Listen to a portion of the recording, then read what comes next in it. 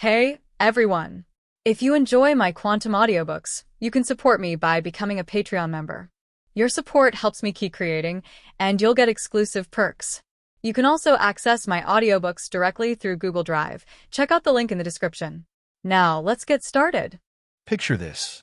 I'm just a regular university student, heading across campus for a night class I only ended up in because I signed up late. I'm sleepy, annoyed, thinking about dinner, and then I get hit by lightning. Out of nowhere. No clouds, no rain, no warning. Just a blinding flash, a crack, and everything goes dark. Next thing I know, I'm standing in some foggy, throne room version of the afterlife, staring at the reason I'm dead. And apparently, it wasn't supposed to be me at all. The bolt was meant for the guy walking near me. So yeah, of course I lost it. I glared at the misty figure on the throne and yelled, "What do you mean it was an accident? How do you mess up a lightning strike?" The figure cleared his throat like a guilty kid. You have to understand, it really was an honest mistake. I didn't expect the bolt to redirect and hit you instead. I closed my eyes and tried not to explode again. Breathing helped. Barely.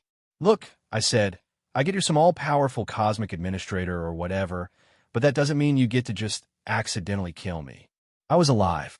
I had a family, friend, a life. My voice cracked at the end more than I'd like to admit. The being, ROB, because apparently that's what he goes by, actually shrank back. "Please calm down, Mr. Moore. I will compensate you for my mistake." "Compensate me how?" I asked. "Can you send me back?" "No. The laws of the universe forbid returning a soul to the world it died in. But you can begin a new life elsewhere." My heart sank. No going home. No goodbyes. "Fine," I said quietly. "Then where are you sending me?" ROB hesitated. "Never a good sign. Your destination will be left up to fate." Oh, great.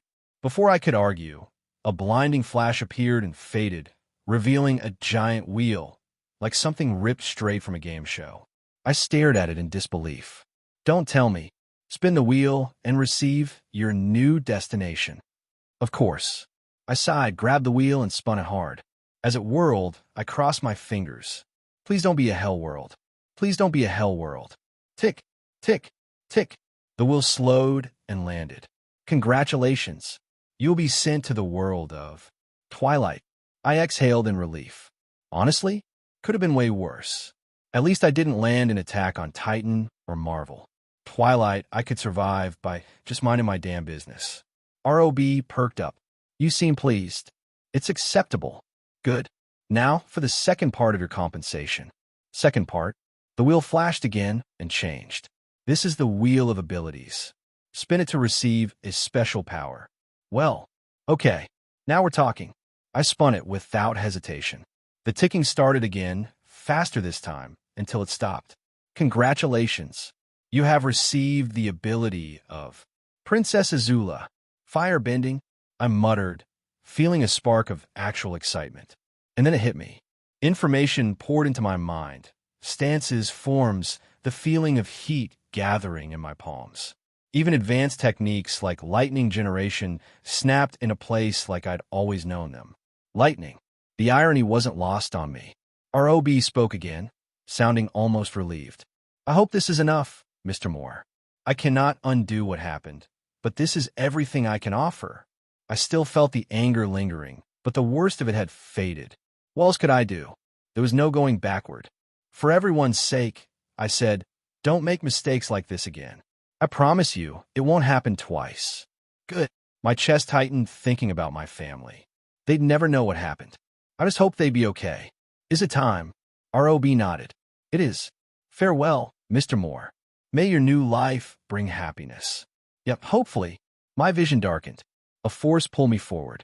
The last thing I saw was darkness swallowing me whole before everything finally went black. When I opened my eyes, the first thing I felt was cold concrete digging into my back. My body wouldn't move at first, like someone had unplugged the power cable. My vision was blurry, my ears were ringing, and all I could do was lie there until my senses slowly crawled back online. When I finally pushed myself up, something immediately fell off. My hands looked tiny. I blinked, lifted them closer, turned them over. Why are my hands so small?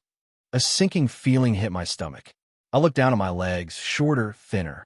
Oh God, please no. I hurried toward the nearest dusty window. The glass was foggy and cracked, but clear enough for me to see my reflection. And that's when I let out a very undignified noise. A kid stared back at me. Not a short adult, not a teenager, an actual child. As if that wasn't enough, my entire appearance had changed. My old brown hair was now midnight black. My eyes, which used to be an unremarkable dark brown, had turned gold, so bright that when the light hit them, they almost glowed yellow. I touched my cheeks, watching my smaller reflection mimic the motion. I held it together for a minute before sighing. Forget the face. I've got bigger problems, like figuring out where ROB decided to drop me. An abandoned warehouse? Really? A house? A dorm? A hotel room? Any of those would have been better. Somewhere far away, a certain ROB sneezed. It didn't take long to find the exit. The warehouse wasn't huge, just cluttered and falling apart. After a few minutes of wandering around broken crates and rusted tools, I found a door and stepped out. The sun wasn't shining. It was hidden by thick gray clouds that hung low enough to feel suffocating. The building sat alone in a patch of forest, weeds growing through cracked pavement and vines clinging to the walls. Judging by the decay, no one had been here in years. Which begged the question, who the hell builds a warehouse in the middle of a forest? Probably shady people. Definitely shady people. But that was a mystery for future me. Right now, I needed to find civilization. I looked at the sprawling trees stretching endlessly ahead and swallowed. Then I started walking and silently prayed ROB didn't screw up again. Because if he did, I might actually murder him. I sighed again, my new habit, and glanced at the sky. The light was fading fast. The deeper I went, the colder it got, and all I had on was one thin layer of clothing. Not ideal for a night in a forest. I had no idea how long I'd been walking. It felt like hours. Either this forest was endless, or I'd been looping around like an idiot. Just as I was considering climbing a tree for shelter, I heard it. A woo. I froze. A shiver ran down my spine. A woo. Ah, hell. A wolf. Or, considering the world, I landed in a werewolf. Twilight's werewolves were fast, giant, and very territorial, but at least they didn't attack humans on sight. Vampires were their real enemies. Still didn't mean I wanted to bump into one. I need to get off the ground. Now, the problem? Trees everywhere, but no cover. That hit me. Trees. I looked up at the tall pine looming above me and remembered Azula's launch technique, an Ozai flying with jets of fire from his feet. I closed my eyes, took a breath, and let the fire-bending knowledge embedded in my mind take over. A roar of heat surged beneath me, blue flames bursting from my feet. The ground beneath me scorched instantly as I blasted upward, shooting through branches and needles until I reached the top. Phew, okay. That was terrifying. Clinging to the trunk, I forced myself not to look down. Slowly, I turned my head and took in the view. Holy! The entire forest opened up beneath me. Mountains stretched across the horizon. The dark clouds framed everything like a painting. It was stunning in a way I wasn't prepared for. And then I groaned, slapped my forehead, and nearly lost my grip. Why didn't I do this earlier? From up here, it was obvious. The forest ended just a little farther ahead. Beyond it was a road, and beyond that, a small town with a large welcome sign and rows of buildings. I stared at it, defeated. Fuck my life. I could have saved myself hours of wandering. Outer forest of forks, members of the Quileute tribe were on their nightly patrols. Darting through the trees in their wolf forms, the tribe members carefully observed every detail of the forest, picking up even the slightest movement. One of the members, a gray wolf, picked up a strange scent coming from one specific direction. He quickly got the attention of the patrol leader and alerted him. The wolves gathered around the scent and imprinted it in their minds before dashing off into the distance, following the trail. The trail went on for several meters until it came to a stop in front of a tall pine tree. The wolves instantly noticed the scorch mark on the ground, and they looked around with a bit of confusion. "The scent stops here, Dan," one of the members telepathically said. "What do we do now?" Dan, The leader of the group inwardly frowned and sniffed around the tree before sniffing the burnt area. It's weird. This doesn't smell like a usual campfire. And the scent, there's a bit of it coming from the tree. Dan glanced up at the tree, but couldn't spot anything out of the ordinary. Since there was nothing else to go on, they could only end the search. Motioning to his group, Dan said, "Let's go back for now and report it to the chief. Keep your sense sharp and report anything unusual." Roger that. Got it. Understood. After one more scan of the area, the group darted off, back to where they came from. First-person POV. I didn't wait around for the furries. Once I saw them get close, I quickly blasted myself off onto the next tree. And the next. And the next. And the next. All the way out of this never-ending forest.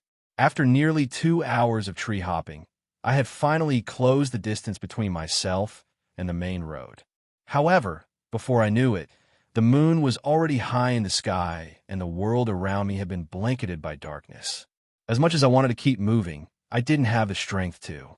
I was starving and dead tired after using every last drop of my energy to get out of this blasted forest.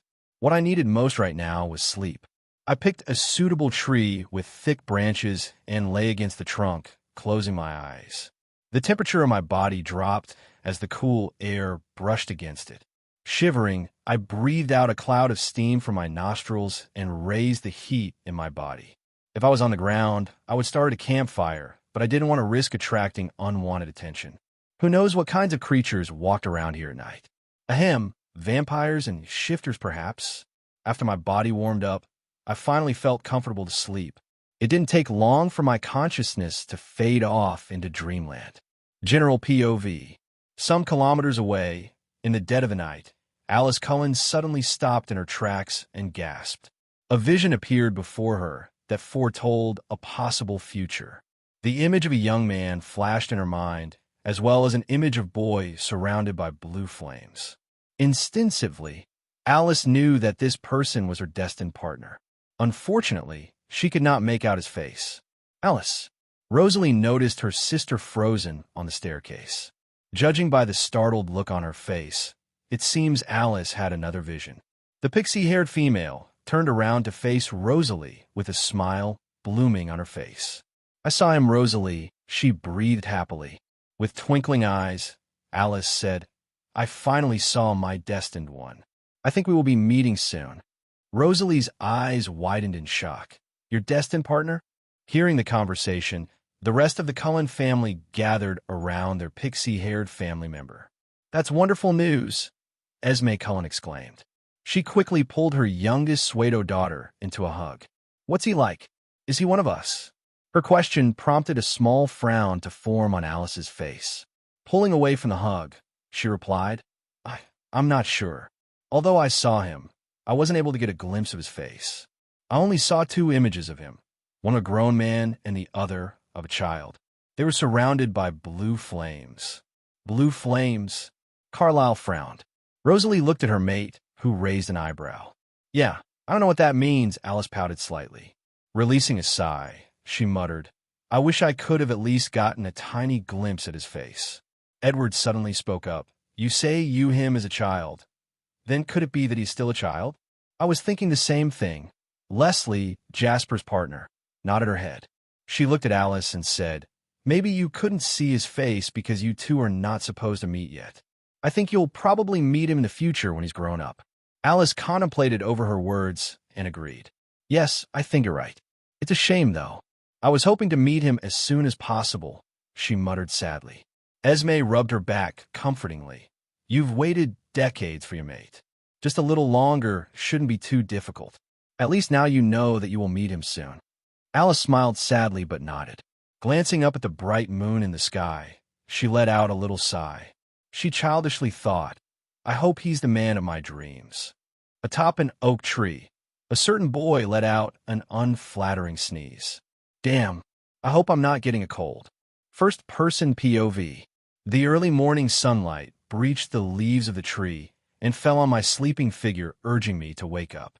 Opening my eyes, I quickly remembered where I was and looked down at the branch I was hugging so tightly.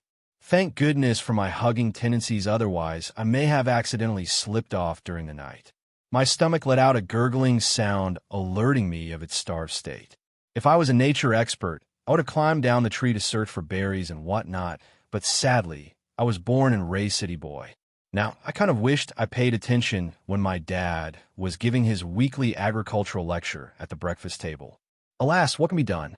My body had recovered a good amount of energy, so I should be able to make it out of this forest in an hour tops.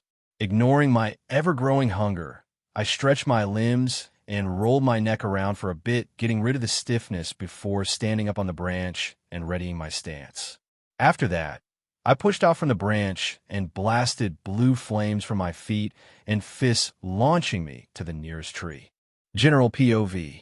In a police vehicle driving toward the city of Forks, Charlie Swan, the chief of police, hummed a flat tune and listened to the weather report on the radio before switching it off, wanting to bask in the peaceful silence. He lowered the window of his car and stuck an elbow out, keeping his left hand on the wheel. All of a sudden, he spotted something just a couple of meters ahead on the side of the road. He pressed his foot on the brake to slow down the vehicle and narrowed his eyes, trying to get a better look. His eyes soon widened in shock. A body. There was someone lying on the grass. He quickly stopped the car and flung open the door before running toward the body. As he neared it, he realized that the body did not belong to just any person, but to a kid. A young one at that. The child's eyes were closed shut, and his skin was as pale as a corpse. This prompted Charlie to assume the worst, but before he concluded anything, he quickly checked the child's pulse. He felt a faint heartbeat, which led him to sigh in relief. Without a second thought, he gathered the child in his arms and placed him in the back of the police car before pressing on the accelerator. Unknowingly, the child in the back seat had opened his eyes. First-person POV. Opening my eyes, I realized my plan had worked. After escaping the forest, I noticed the police vehicle coming up in a distance and purposefully presented myself as unconscious. Thankfully, the driver of the vehicle noticed me and was probably taking me to the hospital. I stayed lying in the back seat, only silently observing my surroundings. Out of the corner of my eye, I was able to see the driver's appearance reflected in the rearview mirror. Charlie Swan, huh? The appearance was uncanny.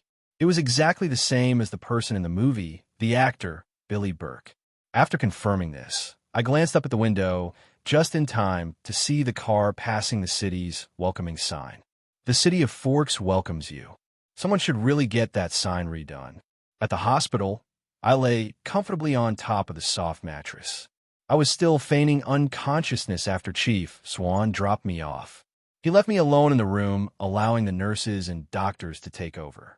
I thought the checkup would be quickly done, but what I didn't expect was for the room to be cleared out and for a single doctor to remain. I know you're awake. My lips twitched as I opened my eyes to meet the golden irises of a handsome, pale-skinned man. Carlisle Cullen. You've been awake this whole time, haven't you, kid? He asked knowingly. A small smirk adorned his lips, and he walked closer to the bed. I could only release an embarrassed laugh. You caught me, eh? Carlisle's inquisitive eyes scanned over my form for a second before he said, You were brought in by our resident chief of police after you were discovered unconscious on the side of the road. Tell me, how did you end up there? I tried to stay calm and not let my emotions show. Staring right back at him, I replied, I don't know. When I woke up, I was inside the forest. I don't remember anything before that. Carlisle pursed his lips and raised an eyebrow. It was understandable that he didn't quite fully believe me. Although, even if he didn't, he made no comment and instead changed the subject. Well, your body is not in a terrible state. I didn't find any concerning injuries or ailments other than the obvious hunger you display, and he suddenly paused and looked at with suspicious eyes. I suddenly felt nervous. What is it? Your body temperature is a little too high for a human, which was left unsaid. I wanted to shrink back from his gaze and felt the urge to avert my eyes, but I figured that would be even more suspicious. I held his gaze and put on a confident face as though I had nothing to hide. Carlisle smirked and muttered, Then again, it's probably just a fever. I'll prescribe some meds to you. Right. Thanks.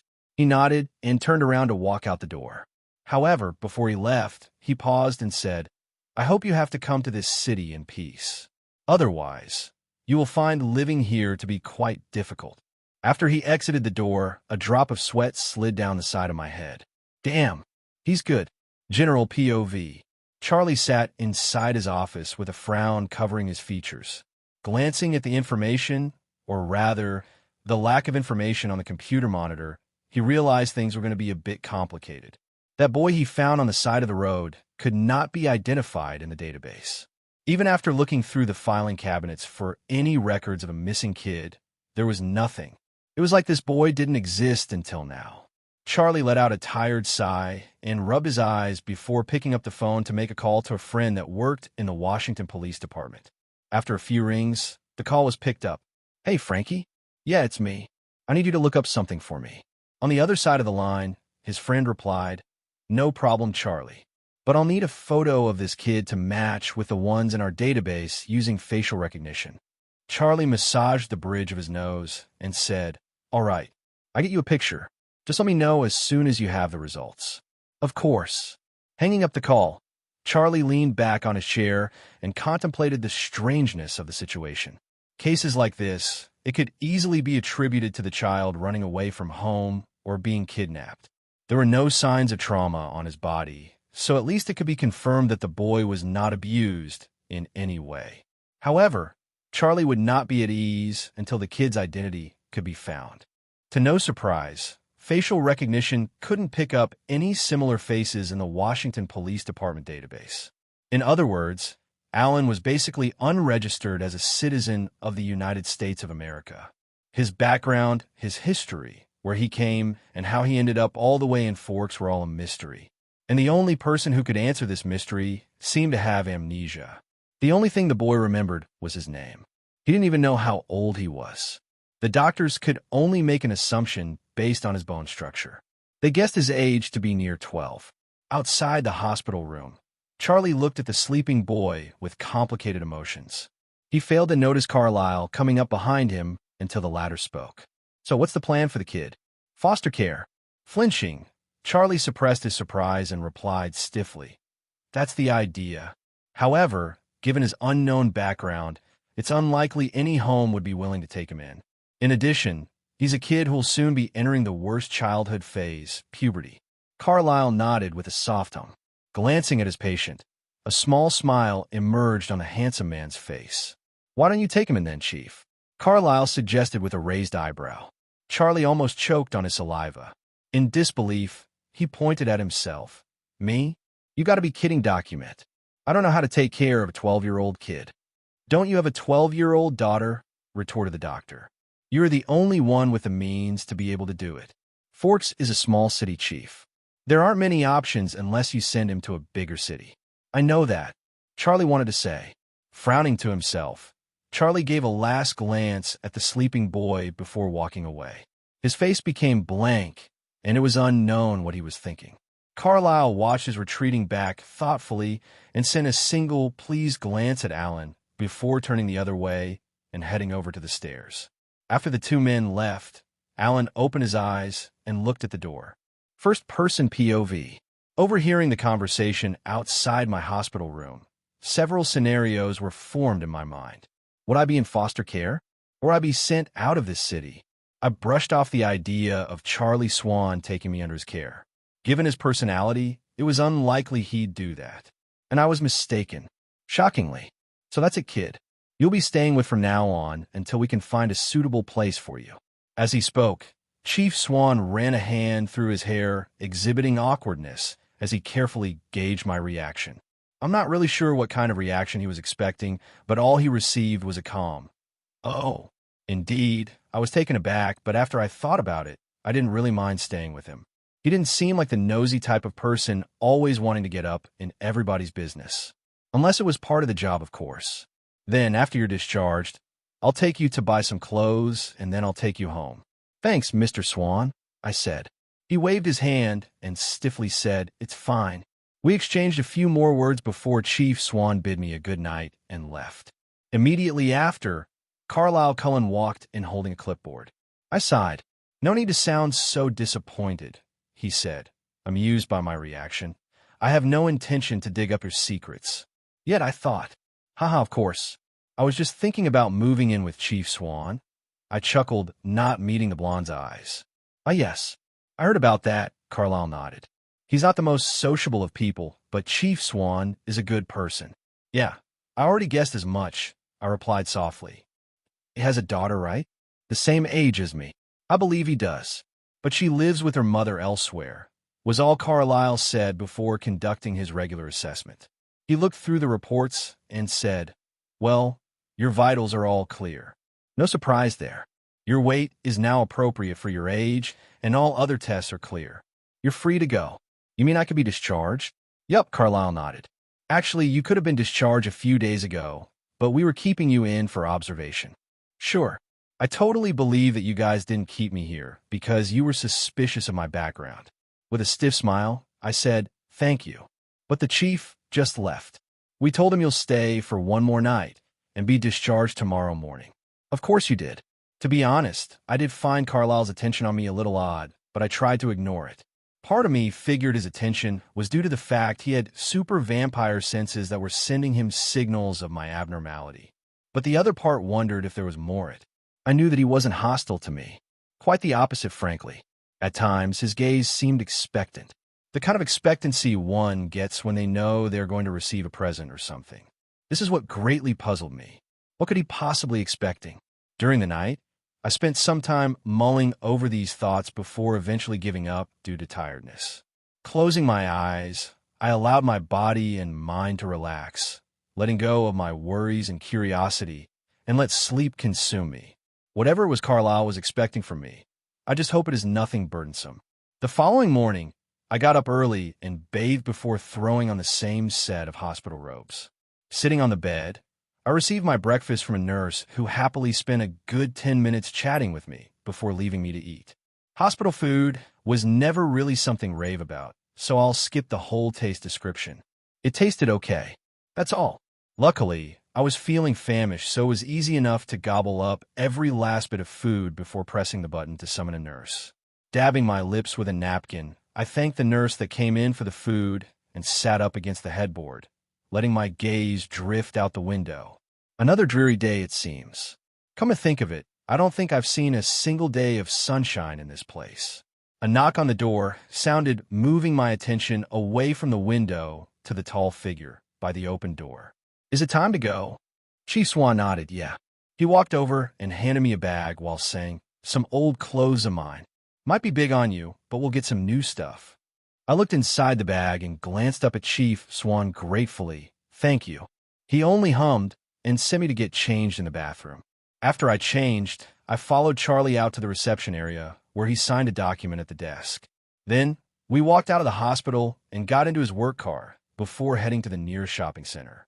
Charlie Swan and Alan Moore left the hospital immediately after the latter was discharged, and the two drove straight to the nearest shopping center, where Charlie brought Alan to a clothing store. Inside, Alan was allowed to choose his clothes. He chose 3 sets of casual outfits, 2 sets of sleepwear, and 1 outfit for a fancy occasion. At first, Alan was hesitant to pick his own clothing for fear of spending too much money, but Charlie informed him that the money that was going to use came from the government and not out of Charlie's own pocket. Since Charlie was technically now his foster parent, he was entitled to receive payment from the government, which is to be used on Alan. After Alan heard this, he felt relieved and didn't hesitate any longer. Just to be on the safe side, he didn't choose anything too expensive and instead chose the simplest items to keep the cost as low as possible. He was still just a 12-year-old boy. There was no need to spend extravagantly on a kid. It's not like he was looking to impress anyone. After Alan picked out his clothing items, Charlie paid for it at the counter, and 2 left the store and dumped the bags in the car. Charlie then brought Alan to a shoe store where Alan picked out some sneakers. Once the shoes were paid for, it was time to get some daily necessities such as a toothbrush, hair comb, school supplies, etc. Charlie secretly checked his list of things to buy before ticking each item off. He made sure nothing was missed before taking Alan home. First-person POV. Our shopping trip went well. Glancing at the bag sitting next to me in the back seat of Chief Swan's police car, I was satisfied. Most of the stuff I got was cheap and affordable. I didn't dare demand too much because I wasn't sure how much money the government gave the chief. But was I satisfied with what I got? After we got back to the car, Chief Swan immediately took us to his house in the suburban neighborhood outside the town. The car pulled up on the driveway and came to a stop. I undid my seatbelt and opened the door, stepping out on the concrete path. Still holding the door open, I glanced up at the two-story house, which looked exactly like the one in the movie. The house was quite a memorable one, aside from the Cullens' residence, of course. "Bring your bags. Let's go in." Chief Swan's voice snapped out of my thoughts, and I hastily gathered as many bags as I could and followed the tall man to the front door, where he placed the key in the hole and turned it. The door opened with a slight creak. I followed the man inside and took a minute or so to look around the house curiously. Although many details are pretty vague regarding the movie, the interior definitely felt familiar. Much like everything else I'd seen so far, no doubt this living room was the exact same one from the movie. "It's nice," I said honestly. Chief Swan snorted. "It's old." "True, but it had a weirdly comforting atmosphere." I say weird because Charlie Swan is far from the word comfortable. Besides, although the house was old, it's clear that it was well looked after. "Come, I'll show you to your room," the man said. I nodded and carried the bags, trudging up the stairs behind him. He led me to an empty room that had a single bed in it along with a dressing table and wardrobe. It wasn't decorated and was completely bare. "You'll stay here. There's nothing much here because it was just a storage room until yesterday. You decorate how you want later," he explained. "I got it. Thanks," I responded lightly. I wasn't surprised that he didn't let me stay in Bella's room. I was just a strange boy who appeared out of nowhere. There's no way he'd want me to stay in his precious daughter's bedroom. Don't get me wrong, though. I was fine with this arrangement. Actually, I preferred it. I would have definitely been super uncomfortable staying inside the protagonist's bedroom. And a girl protagonist at that. It just wouldn't feel right, you know? "Leave the bags here. I'll show you around now," Chief Swan told me. I responded with a nod and placed the bags on top of my bed before trailing behind him out the door. He showed me the bathroom, the kitchen, the living room, the laundry, and finally the small backyard.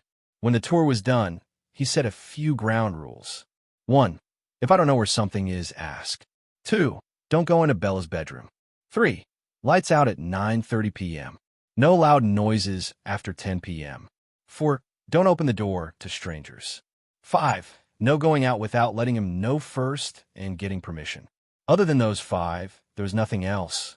I didn't find the rules very strict. As far as I was concerned, it could have been far worse. I was someone who knew boundaries, and I definitely wasn't brave enough to push Chief Swan's buttons. Yes, I had special abilities, but I still respected the man. I wouldn't dare use my bending skills on him, no matter how angry I could get.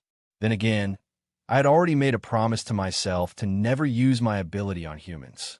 My flames were reserved only for the supernatural. My fists, once trained, will be good enough for humans. Speaking of training, I plan to start working out as soon as possible. Currently, my body lacks strength and stamina, which I would need to utilize my bending. Although the movements of bending fire were ingrained in my body, that didn't mean my body was trained for it. Other than that, I want to train my strength outside of using my fire-bending skills, just to be prepared for anything.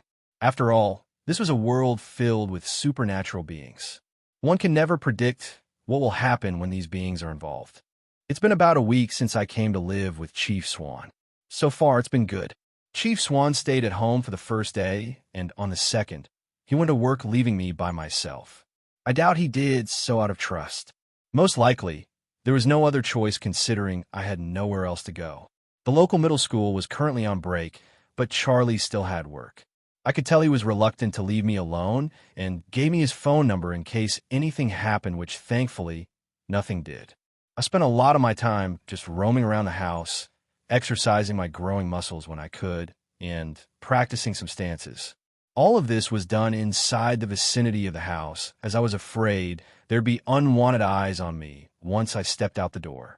Did they think I wouldn't notice how many people were keeping an eye on me from afar? I couldn't confirm exactly who they were, but I did know they'd been watching me carefully ever since I entered Charlie Swan's compound.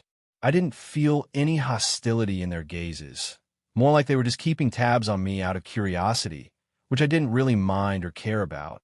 It was annoying at first, but I eventually got used to it. I just needed to remind myself to be careful of my actions. As long as they didn't suddenly attack me, there shouldn't be anything to worry about. General POV. The Quileute tribe had received news of the city's newest resident. Billy Black, close friend of Charlie Swan, had heard about the boy who turned up out of nowhere. Out of concern for his friend who was currently taking care of him, he'd asked a few pack members to keep an eye on him from afar. And one of these members happened to be Dan.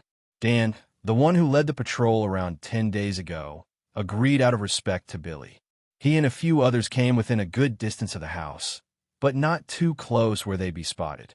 What Dan didn't expect, though, was to pick up on a familiar scent. This scent is the same one we discovered in the forest.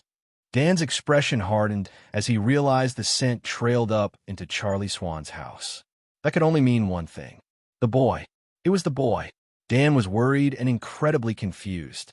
If it was the boy in the forest that day, then how on earth did he escape their detection? Surely, if he was roaming around near the area, his scent should have still been around. Instead, it had stopped at a pine tree. I'd better report this back to the chief, he thought. Giving one more suspicious glance at the house, he shifted into his wolf form and dashed off. First-person POV. Sitting on the floor inside my bedroom, my legs were crossed with my hands resting on my knees. My eyes were tightly shut as I breathed in and out calmly. I was meditating in an attempt to feel for chi in my body. At least, that's what I'd like to think I was doing. To be honest, I was just breathing in and out deeply. Feeling energy in your body is a lot harder than it sounds. My journey to becoming the next Iroh was a long one. And yes, I'm talking about Uncle Iroh in Avatar. In his time, he was the most powerful firebender, one that was probably more powerful than Lord Ozai. He understood the concept of bending on a whole different level, and his knowledge expanded to the other three elements. I wanted to reach his level, or maybe even higher. But I knew it would be difficult since I was on my own. There were no books to read about such things, nor was there anyone to help me. I needed to rely on myself. And I'm sure you must be wondering, why am I trying so hard? This is just Twilight, right? My answer to you would be, it's because I want to be prepared for anything and everything. I mentioned earlier of how unpredictable a world of supernaturals could be, and that is the main reason. Other than that, with my presence in this world, there is no doubt that some butterfly effect will occur or has already occurred. I have no reason to get involved with the Cullens or the Wolf Tribe right now, but one can never predict how things will change in the future. I know that one of those two groups have been watching me, so the possibility of me confronting them isn't too far off. I just hope that when the time comes to meet them face to face, a fight won't break out. General POV. The following day, Charlie Swan and Alan received a visitor. Looking at the tan-skinned, middle-aged man on the wheelchair and boy standing next to him, Alan suddenly felt a minor headache coming on. Billy Black and Jacob Black. I should have expected this, Alan thought. He forgot how Billy and Charlie were close pals. Even if the latter had no idea the real identity of the former, they were as thick as thieves. Hey Charlie, long time no see, Billy Black grinned. He swept a brief glance at Alan, standing behind Charlie, his eyes narrowing slightly in the process. Heard you picked up a boy. News travels quickly, Charlie responded with a similar grin. He gestured to Alan. His name's Alan, a kid I found on the side of the road. Alan, this is Billy Black and his son Jacob. Billy's an old friend of mine. Alan looked at the two wolves and smiled politely. Nice to meet you. Likewise, kid, Billy replied. He looked at the boy with contemplation before motioning to his son. This is Jacob, as you already know. He's around your age. Alan and Jacob suddenly made eye contact, prompting the former to grin and the latter to nod. Why don't you two boys play a bit of catch-eye? Billy and I are going to talk, Charlie said. What do you think, Jacob? The two boys nodded simultaneously. Alan was curious to know what the men would be talking about, but held himself back from asking. Instead, he obediently retrieved a baseball and gloves from Charlie's shed and led Jacob to the yard. In the backyard of the residence, the two boys, Jacob Black and Alan Moore, stood at two opposite ends of the grass. Each had a glove on their left hand, and they passed the ball with their right. No words had been spoken between the two, yet, as both did not know how to start conversation. Alan felt a little ashamed, though. Considering he was the older of the two, both mentally and physically, he figured he should be the one to say something. Throwing the ball to the other, Alan coughed and asked, "So, Jacob, right? How long have you and your family lived here?" Jacob's eyes widened for half a second before he replied, Try him. My family came here in 1855. Alan barely caught the younger boy's slip up. He noticed it, but pretended not to. Instead, he said in surprise, 1855? Wow, that's over a century ago. Yeah, I guess it's pretty long, huh? Jacob grinned. What about you? I heard a bit from my dad about how you're in foster care with the chief. Where you really from, though? Alan paused and thought about how to answer before saying, I don't know. You've already heard. I was found on the side of the road, just a few meters outside the city's entrance. Unfortunately, I don't remember anything before that. Catching the ball, Jacob's mouth opened slightly. A guilty look overtook his features. Oh, sorry, I think that was rude of me. Nah, don't worry about it. I don't really mind you asking, Alan honestly said. It's not a secret anyway. Jacob nodded appreciatively. After the ice was cracked, the conversation was able to carry on smoothly as the two found other topics to talk about. Jacob seemed happy to make a new friend while Alan was happy to have a friend. It wasn't until Billy and Charlie arrived did the two finally cease their game and bid each other farewell. Seeing the pleased look on Billy's face, Alan knew he was in the clear. For now at least. Either way, Alan was glad the first meeting he had with the second male lead went well. Overall, he wanted a peaceful relationship with the main cast. He wasn't the type to start unnecessary conflicts. As for the conflicts already in existence with the Cullens and the Quileute tribe, well, that's not really his problem. First-person POV. So Jacob and I gradually became friends. We hit it off pretty well, and he was a fun kid to be around. Although he was a little shy at first, he quickly came out of his shell once we started talking. His personality is pretty similar to Jacob in the original series, but since he was still a child, he was a little more playful and carefree. After that day, he came to visit with his father. The two of us hung out pretty often. Charlie was fine with him coming over every so often, but I think he was more grateful that I was able to make a friend. And it was the son of one of his best buds. Jacob and I usually played catch in the backyard when he'd come over. If we were bored of that, or if it was raining, then we'd watch a bit of TV or play some card games. Video games weren't really a thing here in Forks. Sure, there were families that had them, but most families here were used to interacting offline rather than online. I wasn't a big gamer in my former world. I liked reading fanfictions, web novels, manga, and all those sorts of stuff, but games? Couldn't be bothered to learn. Alan? Hello, Earth to Alan. What? Jacob raised an eyebrow at me. Dude, you've been staring into space for a whole 2 minutes. What are you thinking about? If you're wondering, Jacob and I were currently putting together a jigsaw puzzle in the living room table. He came over again today, and we wanted to play a bit of catch, but it suddenly began pouring with rain. Heavy rain. Although Jacob would probably be fine considering his high body temperature, I would not. So the next best option was to stay inside and find something to do. Luckily, one of Charlie's old jigsaws was lying on the bookcase. It's nothing important. Just thinking about life, love, friendship. Jacob gave me a confused look before saying, You're such a weirdo sometimes. Why, thank you. It's not a compliment. I know, but I'm taking it as one. Jacob rolled his eyes and snorted. I punched his shoulder jokingly, and he shoved me back hard. If it were not for my training and excellent balance, I would have been knocked to the floor. Even if this guy hadn't shifted into his wolf yet, he was still pretty strong for an 11-year-old kid. Geez, Jacob, you could have killed me with that shove. I joked. Yeah, right. I'm pretty sure you're as tough as me, he retorted. I just smiled and laughed. Suddenly, there was a knock on the door. Jacob and I glanced at each other in unison before turning to look at the door in confusion. Leaning over to me, he whispered, did you invite someone else over today? No, I replied. Maybe Charlie did, but he didn't say anything about having guests over. The knock sounded again, and this time I walked over to the window and peered out. Behind me, Jacob followed and copied my actions. He glanced out the window and his eyes widened before contracting. "It's my family member, Dan," Jacob pathetically lied. I resisted the urge to roll my eyes and walked over to open the door. I met the tall, tan, intimidating stature of a man. "Dan, was it? Well, this guy certainly has a problem with me. Why is he staring at me like that?" Ignoring his gaze, I said, "Jacob's here." "I'm aware. I've come to collect him," said the other. Turning to look at my friend, Dan said, "It's time to go, Jacob. Your father wants you home." After which, he gave Jacob a certain look, prompting the latter to nod. Jacob glanced at me apologetically. "Looks like we'll have to cut today short. I'll see you next Friday, yeah?" I nodded, "Sure. Just make sure you bring some snacks or something."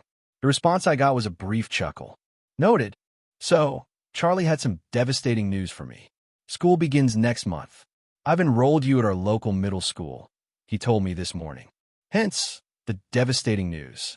Just the thought of going through that torture again was enough to make me hurl. However, throwing a tantrum and begging not to go would obviously not bode well for me, so I could only accept my pitiful fate. One may think I was being a little overdramatic, but seriously, who would want to go through those years all over again? The name Cullens crossed my mind. Now that I think about it, why the hell were 100-year-old vampires attending high school? Couldn't they have, I don't know, start an underground empire or something? Or were they so bored with life that witnessing teenagers go through the ups and downs of high school seemed interesting? I snorted at the idea. They must have their reasons, but I still find it weird. But Cullens aside, I was not looking forward to next month. Apart from the fact of not wanting to go through schooling all over again, I was depressed that my training time would be cut short, as would my time hanging out with Jacob. I sighed. He's lucky to be homeschooled. What was that? Charlie looked up from his plate of food, hearing my mumbling. I coughed and shook my head, sorry. Just talking to myself. He nodded, oh. I let out a quiet sound of relief. For weeks later, "School, huh? That sucks." Jacob threw a potato chip in his mouth and crunched on it. He reached over for another when I swatted his hand away. "Dude, you have your own packet like right in front of you." I scowled unhappily. Jacob showed me his empty packet, shaking it upside down in the air. "Unbelievable," I muttered. He ended up stealing 2 more chips, much to my annoyance. The two of us were currently sitting on a park bench, eating snacks after playing some basketball in the nearby court. As usual, the sky was covered with clouds, and the air was cool and windy. However, since I just played, I couldn't feel the cold just yet. "But seriously, Alan, I totally forgot you needed to go to school like me," Jacob was saying. "Why's that? I'm a kid, aren't I?" "Well, yeah, but sometimes it just feels like you're older, you know?" I'm not sure how to say it. Jacob mumbled the last bit. A drop of sweat slid down the side of my face. And no, it was not sweat from exercise in my body. Here I thought I'd been acting well, but it seems I've still managed to slip up a few times. Coughing to hide my nervousness, I said, "I'll take that as a compliment." Jacob merely rolled his eyes in response. "Of course you would." I shoved his arm jokingly, and the two of us burst into chuckles. Glancing at my watch, I sighed. It's time for me to leave. School starts tomorrow, and Charlie wants to have a talk with me. He's probably worried about me fitting in. Jacob snorted. If he knew the real you, he wouldn't be worried at all. I smirked and grabbed my bag before waving goodbye to him. "See you later, Jacob." Charlie did indeed have a talk with me that night. He just went over a couple of things about school, making friends, listening to teachers, and all the usual yada-yada stuff. I listened for the most part, but sort of zoned out when he began a rant on how it was okay not to fit in on the first day. For a guy who hardly spoke, he sure spoke a lot when he wanted to. Personally, I wasn't too nervous about school. I was annoyed that I had to go, but I wasn't scared or anything. I mean, how dangerous could a bunch of kids be? But I don't think it should be too difficult to fit in. Kids are easy to get along with once you know what their likes and dislikes are. At least, that's what I think. Standing in front of the school gates, I glanced up at the not-so-big building and exhaled before walking inside. Beside me, Charlie was looking around, seemingly for the office. "It's this way," I said, pointing at the map at the entrance and then in the direction. Charlie followed my line of sight and nodded. "Oh, right. Let's go." Eventually, we found the principal's office where Charlie and I entered. General POV. After the talk with the principal, Charlie mumbled a stiff goodbye before taking off to work, leaving Alan standing alone in the hallway. The boy looked at his schedule before walking toward his locker, where he used the given combination to unlock it and throw in the stuff he didn't need. Out of the corner of his eye, he noticed a basketball hurtling toward him, prompting him to lean forward, letting the ball pass behind his head. "Oh, sorry," a young voice yelled out. The voice belonged to a boy with brown hair and eyes. He jogged over to Alan and awkwardly apologized. "Sorry, I didn't mean to throw at you." Alan didn't think he was lying, judging by the kid's sincere expression. Thus, instead of getting mad, he smiled and replied, "It's fine. A warning would have been nice, though." "Huh," the boy chuckled nervously. Then he stuck out a hand. "I'm Sean. Sean Wells." Alan shook his hand. "Alan Moore. New kid, huh? Hey, if you need someone to show you around, you can ask me." This Sean guy was the friendly type, it seemed. Alan nodded with a grin. "Sure. Actually, I could use some help right now." "Oh, what class are you looking for?" Sean asked, picking up the basketball and tucking it under his arm. Alan showed him his schedule, and Sean's face brightened. "Looks like we have the same schedule. Follow me, young one." Sean patted his chest with a closed fist. "Young one," Alan muttered. Really? Who was the real young one between them? Jacob Black was the son of Billy Black, a council member of the Quileute tribe. As the youngest of the family with two older sisters, plus being the only boy, Jacob's life growing up could be said to be rather smooth sailing. He was shy around strangers, but he warmed up easily to those he sensed were good people. His father cherished him, as he would be the inheritor of the Black family name, since his two older sisters would one day carry the names of their husbands. However, although he was cherished, it didn't mean that Billy spoiled him senseless. He educated Jacob strictly and ingrained the laws and virtues of the tribe and pack in his head. More than anything, Billy wished for Jacob to grow up to become a wolf full of loyalty, courage, and to have a strong, undying will. Jacob did not know of his father's thoughts. From his perspective, his father was a good man, a strict parent, but a caring one. Outside of his family, Jacob had a good amount of friends and relatives in the tribe. There were many tribe members that had children his age, so a good amount of them grew up together. Because of how reclusive they were, Jacob didn't think he'd find a friend outside the tribe. Additionally, he didn't he'd get along well with regular humans. However, he was soon proven wrong. A strange boy by the name of Alan arrived in their little city. He was taken under the care of Chief Swan, a close friend of Jacob's father. When his father asked him to come along to see the new kid and Chief Swan, Jacob was initially reluctant. He didn't really want to meet the new boy staying with the chief. Though unhappy, he tugged along with his father to visit the Swan residence. And that's where he met the person he would grow to call his best friend. Alan was an odd kid. That much the 11-year-old Jacob was aware of. He was certainly fun to hang out with, but there was always something Jacob found different about Alan. Maybe it was because of his growing shifter instincts, but Alan seemed to hold many secrets behind him. And the way he acted, at times, it felt as though Alan wasn't the same age as him but older. Jacob honestly didn't know how to properly describe what he thought about Alan other than his friend being extremely mysterious. It was no secret that Alan's origins were a mystery, and the boy claimed to have forgotten all his memories other than his name. Jacob wasn't completely sure, but something about the way Alan sometimes acted told Jacob that perhaps he hadn't forgotten his memories. However, Jacob didn't ponder long the subject. Truthfully, he didn't really care about Alan's past. As a kid, he lived enjoying the present, disregarding all else. As long as Alan was a good friend and a cool playmate, Jacob could care less about what sort of secrets he was hiding. It has been approximately 8 months since Alan Moore's arrival in the Twilight world. Till now, his stay has been pleasant, or one could say it has been rather smooth sailing. From training his abilities to becoming Charlie Swan's foster child, to befriending Jacob Black, to attending Forks Middle School, his new life has surely been quite busy. For Alan, time has passed in a blink of an eye. Soon, he will be turning 13 years old, sort of. No one knows his real birthday, except for Alan himself. Since he still hadn't recovered his memories, no one knew the date he was born. However, Charlie suggested they make the day that he was found outside of Forks the date of his birthday, which was at the end of July. It was a little sad that he couldn't celebrate his real birthday, but Alan was happy Charlie was willing to make one up for him. Either way, he would soon become an official teenager. Oh boy, puberty all over again. Well, Alan wasn't too worried. Considering his real age, going through that whole phase again shouldn't be an issue, right? First-person POV. Summer break was here. With school out, I have finally found time to fully focus on my training. Meditation has really helped me improve my breathing and mentality.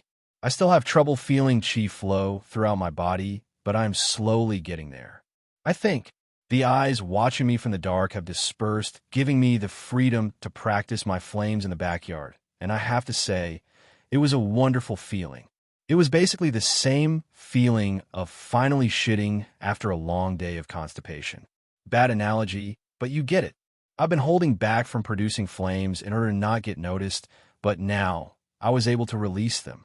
Of course, I didn't just play around with them. I used proper stances and moves whilst punching out the blue fire from my hands and feet. It was thrilling. As for lightning, I haven't had the confidence to experiment with that yet. Lightning is a dangerous element, and if not controlled properly, the consequences could be devastating to both my body and whatever was around me. Although I have all of Azula's knowledge and moves with me, I didn't want to take any risks yet. I wanted to wait until I was a little older when I could travel out by myself and go somewhere deserted. Only then would I be able to practice my lightning strikes. For now, I just practiced the various stances for the element and prepare my body as much as I could. On the second day of summer break, I received a surprise in the form of a person that I didn't expect to meet so soon. Alan, this is my daughter, Bella. Bella, this is the boy I told you about. The one who's been living with me, Charlie said, patting the shoulder of the girl standing in front of him. Looking at the main protagonist, I was momentarily at a loss for words, as I hadn't expected to meet her so soon and so unexpectedly. Later on, I faintly recalled something in the first movie of the Twilight series where Bella mentioned how she used to spend summer with her dad. Pretty sure it was right at the start of the movie. It's nice to meet you. Hearing Bella's voice, I was snapped out of my thoughts. Quickly composing myself, I greeted her back. Nice to meet you too. She looked at me with a bit of shyness and uncertainty, which I could totally understand.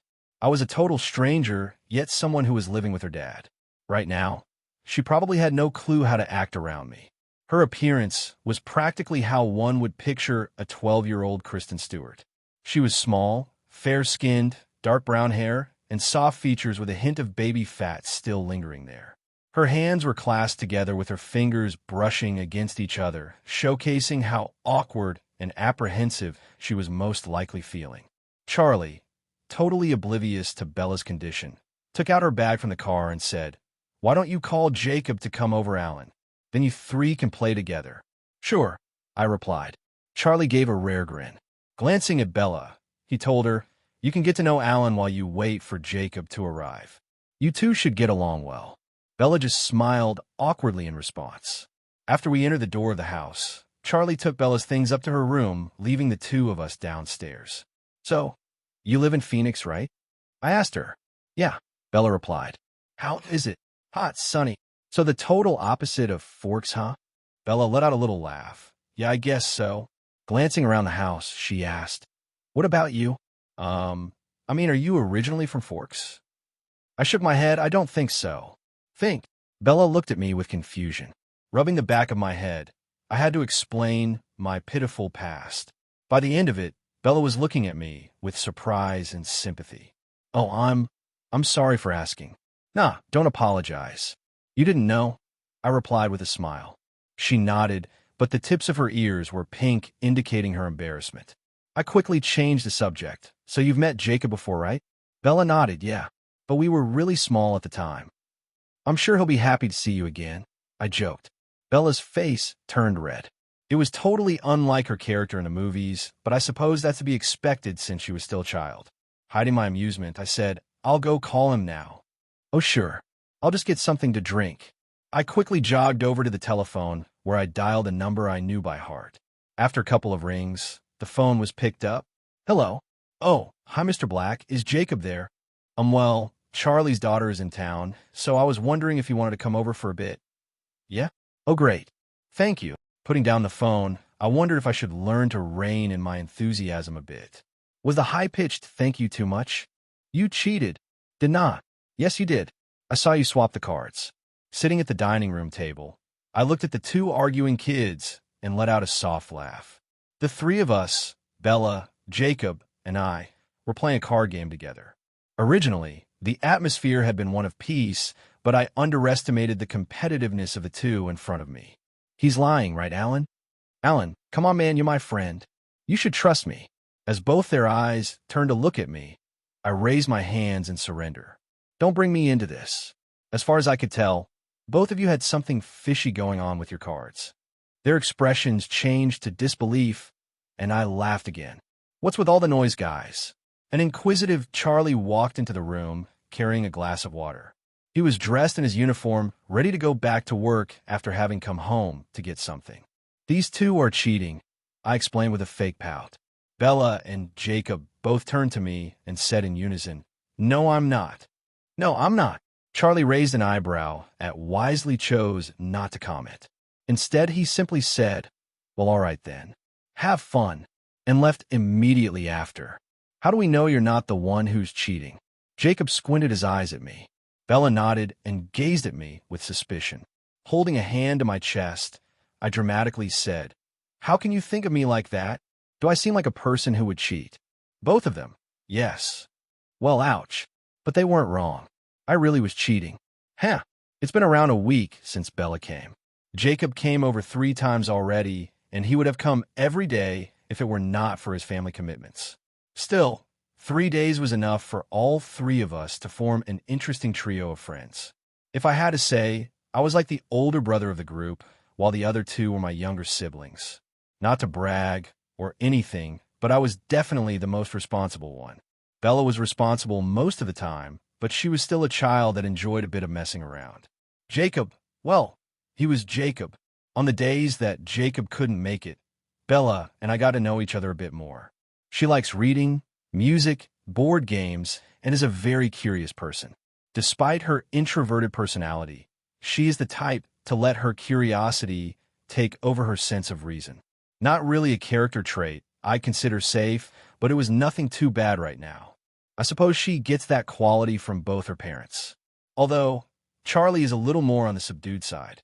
I've heard about her mother's eccentricity from the movie mainly, so I wouldn't put it past Bella to have inherited a little bit of that. Hey, Alan, have you seen my book? Sitting on the couch meditating, I heard footsteps coming down the stairs. What book? I opened my eyes and noticed Bella searching the room. She turned to me and said, The book I was reading. The one with the blue hardcover? Yeah, that's the one. I jabbed my left thumb behind me. Didn't you leave it in the kitchen somewhere? Bella muttered an "oh" before walking to the kitchen. From the kitchen, she announced, I found it, before coming back to the living room and sitting on the next to me on the couch. I went back to meditating and slowed my breathing. Why do you do that? I heard Bella ask. Without opening my eyes, I replied, It calms me. Oh, but you don't seem to the type that needs calming. I cocked open and had to look her. What do you mean? Bella tilted her head slightly. Nothing. It's just, you already seem pretty mature. Even though we're the same age and you like joking around, I sometimes feel as though you're way older than me. Huh. Jacob said the same thing. I suppose I should be grateful you think of me as such. Bella pointed at me. See? It's stuff like that that makes you sound older than me. Who speaks like that? Like what? I was baffled. Was my speech weird? She just huffed in response. Never mind. I'm too lazy to explain. She went back to reading while I was left with many questions. Do I really sound old? Do I speak too formally? However, I soon realized that I, too, was too lazy to think about it anymore. Shaking my head, I went back to meditating, and the subject was dropped there. On Tuesday, Charlie told us he had taken leave off work for 2 weeks. He wanted to spend some time with Bella before she went back to Phoenix. Between the two of them, it was hard to say whether or not they interacted well, but I wasn't one to butt in. I gave them space and spent most of the day at the park with Jacob, who ended up introducing me to a member of the Quileute tribe, a boy named Seth Clearwater. I, of course, was already familiar with the name and person from the movie, but naturally, I acted as though I'd never seen him before. Seth was 2 years younger than Jacob, making him 9. Jacob had let him tag along because Seth begged to come. His mother allowed it as well, so Jacob didn't have an excuse to turn him down. But I didn't think it was a big issue. Seth was a happy kid that literally enjoyed anything. But at the same time, he knew how to be obedient and listened well to Jacob. It was clear that Seth looked up to him and probably considered him an older brother. And with Seth there, Jacob acted a bit more mature than he usually would. I guess having someone to take care of and who looks up to him pushes Jacob to become responsible. As for me, as long as he didn't cause trouble, I didn't mind Seth playing with us. Plus, I liked the extra company. The more, the better. In the forest of forks, several blurry figures dashed through the trees. With glowing eyes, pale skin, and elongated canines, these figures snarled as they chased their target. The group came to a cliffside where, one after the other, they used their inhuman strength to push themselves off the ground and launch themselves to the other side where their target was. Without waiting for the others, the first group member jumped, landed elegantly, and continued the chase knowing his companions would be able to catch up. "Damn it, this bastard is fast," growled a frustrated Emmett Cullen. Behind him, Jasper grunted in agreement. The two male vampires were at the front of the group, tracking their prey. Behind them were their mates. Only Alice and Edward did not come, as they had other matters to attend to, leaving these four to chase down the rogue vampire that snuck into their territory. At this moment, though, Emmett wished Edward was with them, as he was the fastest runner of the lot. Emmett was the strongest, but his speed lagged behind Edward's, which he grudgingly admitted. "Turn left," Jasper instructed. The group followed his instructions and changed direction. The scent was getting stronger, meaning they were close to their target. Up ahead, a man dressed in a pair of jeans and a white t-shirt was running away from his pursuers. His eyes were bloodshot, and on the side of his mouth was dried blood from his latest victim. Looking over his shoulder, he noticed the Cullen siblings gaining on him, and he let out a snarl. Fuck! His brother had warned him not to go messing around in the Cullens' territory, and that was exactly what Rowan had done. He had always looked down on the Cullens for their way of life, which, in his opinion, showed nothing but cowardice and weakness toward humans. But he had greatly underestimated their strength and viciousness. After his murder of 2 humans inside Forks, the Cullens had been after him along with the shifters that guarded this place. It was only one human, damn it. What's the big deal? Rowan couldn't understand why he was being held as a criminal when their kind was clearly of higher rank than filthy humans. Shouldn't it be like this? Vampires were a race above humans. Didn't they have the right to do as they pleased? It was his warped mindset that caused him to become the prey instead of a hunter. Damn it all, he thought angrily. If only that fucking kid hadn't found the body. If a certain kid hadn't found the body of his victim, he could have had a few more meals before taking off. Sadly, his feast was cut short due to a miscalculation on his part. Rowan growled and thought, if I can get my hands on that kid, I can have my revenge. But first, he needed to get rid of these damned pursuers of his. A day earlier. It's been a week, Jacob. You can't still be sulking, can you? Rolling his eyes at his friend's forlorn expression, Alan couldn't help but comment. In response, Jacob sent him an annoyed glance before turning back to stare out the window, like someone who was abandoned by his lover. It's been a week since Bella left, and Jacob, that poor love-struck soul, felt her absence more than anyone else did. Honestly, it was a little unbelievable how head over heels he was for her. The movies didn't touch on their childhood, so Alan couldn't be sure as to whether or not Jacob acted the same. Unfortunately for the little shifter, Bella had no clue about his affection for her. You do know you can just call her, right? Alan muttered in a deadpan voice. Phones do exist. Like the sun rising after a dark night, Jacob's expression visibly brightened. Oh, you poor love-struck fool, thought Alan. Sadly, you are not meant to be together. Alan didn't think his presence would change the main couple's relationship. After all, it was clear that Bella could only see Jacob as a friend. Perhaps after this summer, she would see him as a brother. But as a romantic interest, Alan felt it was unlikely. After Jacob disappeared from the living room to look for Charlie, Alan turned to Seth, the new addition to their friend group, who was sitting obediently on the floor, watching TV. Hey, Seth, called Alan. Alan smirked and pointed his thumb behind him. Want to do something fun? Seth blinked innocently. Fun? Alan nodded. With a mysterious smile, he bent down and whispered something in the younger boy's ear. Seth looked at him with shock before grinning along, nodding his head vehemently. Yeah, let's do that. Hee hee. Alan let out an evil chuckle. A few hours later, Alan and Seth rolled around on the glass, laughing their asses off. In front of them, a drenched Jacob with glitter all over his body and flour dusted on his face glared at them with utter anger. Why, you jerks! He growled. You are both so dead. Wheezing from his stomach, Alan pointed at him and said, You look ridiculous, before letting out an unattractive laugh. Seth copied his words from behind. Ridiculous. Jacob stared at the youngest of the group in absolute horror. It seems that the worst has happened. Seth has been influenced by Alan of all people. It was a nightmare in the making. Jacob should have never let them meet. What am I going to tell his mother? Jacob groaned inwardly. He sent another scathing look toward the mastermind of this prank and said, I'm telling Charlie about this. Ah, don't be like that, Alan fake pouted. And then I'll have my revenge, continued Jacob. Just wait, Alan, Seth. I'll definitely pay you back for this. Yeah, I get it. I'm looking forward to your so-called revenge, teased Alan. Unfortunately, neither boy noticed someone staring at them with a glare and crossed arms. Only when the man cleared his throat did the trio turn to look behind them. Standing in the doorway, looking at the mess in front of him, was none other than Chief Swan. Suddenly, Alan froze. Ah, crap. Alan, explain this mess. I'm so dead now.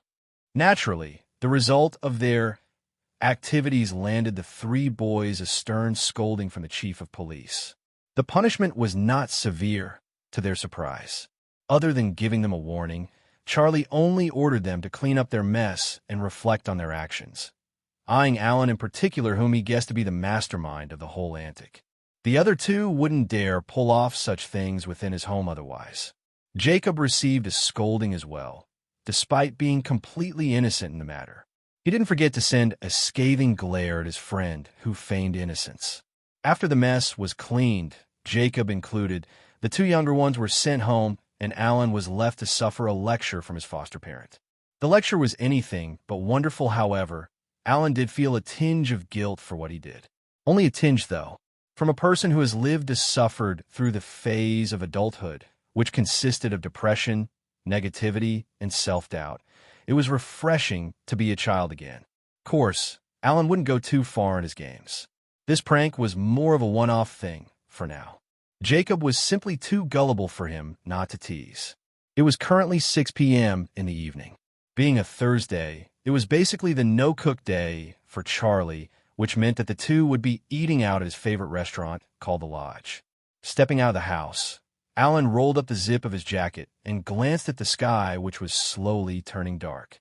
He wasn't sure why, but something about tonight felt ominous. Get in the car.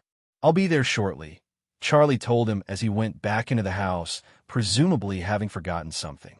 Alan hummed and obediently made his way over to the police vehicle, where he took a seat in the shotgun.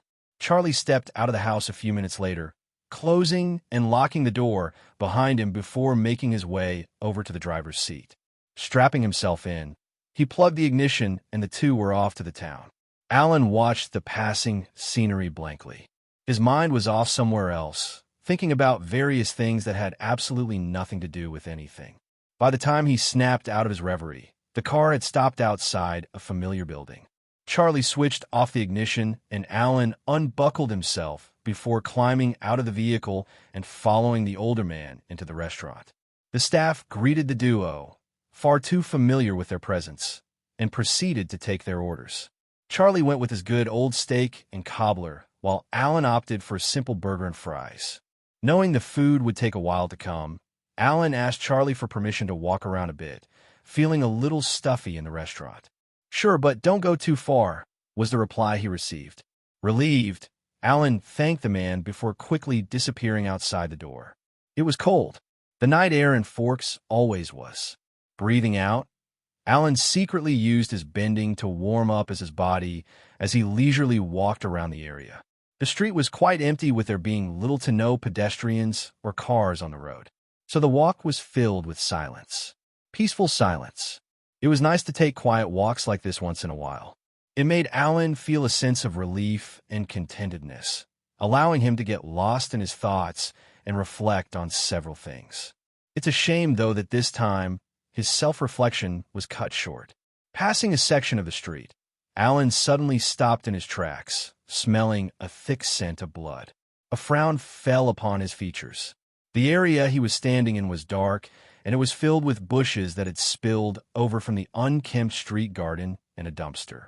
His first thought was to ignore it and mind his own business, but the nuisance called a conscience, mixed with curiosity, urged him to go and investigate. Huffing a little, Alan followed the scent, stepping through the bushes into an unseen area from the road. It was a brief walk from there, as he didn't have to go far to find the source of the smell. Buried under a pile of dry leaves and twigs lay a corpse that was covered in blood. His neck sported 2 bite marks. His body looked incredibly skinny, and there were wounds and marks covering his entire body. In short, it looked downright terrifying. Swallowing back the rising bile in his throat, Alan closed his eyes. Welp, looks like I won't be sleeping for a while. The time of death couldn't be more than a couple of hours ago, said the forensic pathologist examining the body. And what about the cause of death? Charlie asked, a troubled frown etched on his face. The forensic pathologist hesitated before saying, I will have to conduct a full autopsy to be sure, but for now, it appears that the man was a victim of an animal attack. Animal attack. Charlie's face contorted further. Scanning the body, he pointed at the neck and asked, what about those 2 bite marks? What kind of animal would have caused those? That is, the forensic expert was unsure. It could belong to a snake, judging by the size of the marks, but I cannot be certain until I have conducted a full autopsy. Yes, you've said that already, Charlie muttered with annoyance. Packing up his equipment, the forensic pathologist apologized. Look, Chief, I really want to tell you, but this is something I haven't seen before. I've seen the bodies of victims of animal attacks, but none of them was similar to this. This victim, it's like all the blood in his body was removed, causing his organs to stop functioning. And these wounds look like he underwent some form of torture. His words only caused Charlie more worry. Should the community find out about this, they would definitely panic. But what he was truly worried about was Alan, who accidentally stumbled across the corpse. Of all people, it had to be a 12-year-old child who found it. If this caused him to develop trauma, Charlie would honestly have no idea what to do.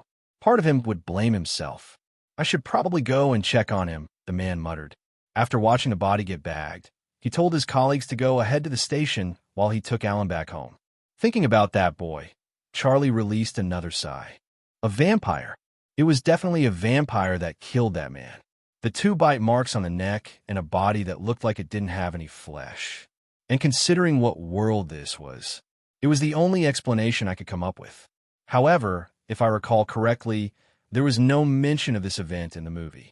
I haven't read the book series of Twilight, but I don't think it was mentioned there either. And now that I think about it, many things in this world held a slight difference from that of the movie. I can only think of 2 reasons as to why this may be. Either I was in an alternate universe of Twilight, or my presence has affected many things. In that case, there was no way I could be certain that things would progress the same as the canon. Slumping down on my bed, I looked at the ceiling and sighed. All of a sudden, there was a knock on my door. Kiddo? You there? Ah, Charlie. Sitting up again, I walked over to the door and pulled it open. Hey, Charlie. Judging by his troubled expression, I already knew what he had come here for. Clearing his throat with a soft cough, he rubbed the back of his neck and asked, Do you have some time to talk? If this is about what I saw, I can assure you that I'm fine. No, I wasn't, but like hell I was going to say that. Unfortunately for me, Charlie Swan was persistent when he wanted to be. No, I think we should talk about it. Seeing something like that would be traumatizing for anyone, the man said solemnly. Biting my lip, I opened the door wider to let him in. As much as I hate to admit it, I was disturbed by what I saw. I mean, I know what kind of world this is, but that doesn't mean I was prepared for such sights. Seeing dead bodies on TV versus seeing them in real life are two entirely different experiences. It was almost haunting. The talk with Charlie was awkward, as expected, but I could tell that he was truly looking out for me. Certainly, the man was worried about me, and I understood that. I was grateful he cared enough to want to comfort me, but I was embarrassed to show him what I was truly feeling. Can you blame me? At the end of the day, I was a grown adult possessing a child's body. As adults, we have our pride, and we have trouble expressing our emotions. In many of the fanfictions and novels I've read, the protagonists are never fazed at the sight of death. But this is different. This is reality. Growing up in a peaceful environment, yet having to witness such a gruesome scene will undoubtedly impact my mind whether I want it to or not. Every time I picture that corpse in my mind, a shiver runs down my spine. Somehow, I just know that this case wouldn't pass over easily. General POV. Present day. Having escaped the Cullens' pursuit temporarily, Rowan took shelter at an abandoned warehouse. With the Quileute tribe and the vampire coven after his ass, it wouldn't be easy to leave Forks unscathed. On top of that, the humans were also in search of him despite them not knowing his identity. Everything would have been fine if that body wasn't discovered. Rowan knew it was some unfortunate brat that found the dead body of his victim, and he hated the kid to no bounds. Because of him, his life was now in danger. Rowan was as petty as he was prideful. Although it wasn't technically the kid's fault that he was discovered, he needed to place the blame on someone. He wanted revenge. He wanted to rip out the eyes of that child and sink his teeth into the brat's neck, draining his body of life. He also wished to torture and humiliate the human child until he would break. Just thinking of the pleasure he would feel once he had that child within his grasp was enough to fill him with ecstasy. Little brat, just you wait. Muttering to himself, Rowan ran a hand through his red locks and let out a low chuckle. Hours after the chase in the forest. At the Cullens' residence, the atmosphere was tense. Rosalie Hale and her mate, Emmett Cullen, sat side by side on the sofa with troubled expressions. Jasper and his mate, Leslie, were also seated there on the sofa chair. "What are we going to do now?" asked Leslie with a sigh. Rubbing a hand down her face, she muttered, "I can't believe we lost him." "He was a fast one," Emmett mumbled. "A tricky one as well." His emotions were filled with bloodlust. Jasper commented. Wrapping an arm around Leslie's waist, he said, "From what I felt, the rogue is planning something that definitely involved another senseless killing." Rosalie questioned, "Of who?" "Another innocent. Perhaps of the person who caused him to get caught." The voice of Carlyle entered the room. Turning around, the four younger vampires saw their guardian walking into the living room holding a newspaper. Carlyle dumped the paper on the coffee table in front of them, and the four glanced at the headline. "Police Chief's foster son discovers dead body." Rosalie was shocked. "You don't think?" Carlyle pursed his lips. "I do. That means his next victim is most likely." Jasper paused before stating, "Chief Swan's foster child. Alan Swan." "That explains the bloodlust I felt," Jasper said. "He's going to seek revenge." Leslie couldn't understand. Wearing a deep frown, she said, "But why? I mean, it's not like it was the kid's fault that his victim's body was found, right?" "Technically, it is, and technically, it isn't," Carlyle replied with a sigh. "The rogue's a lunatic.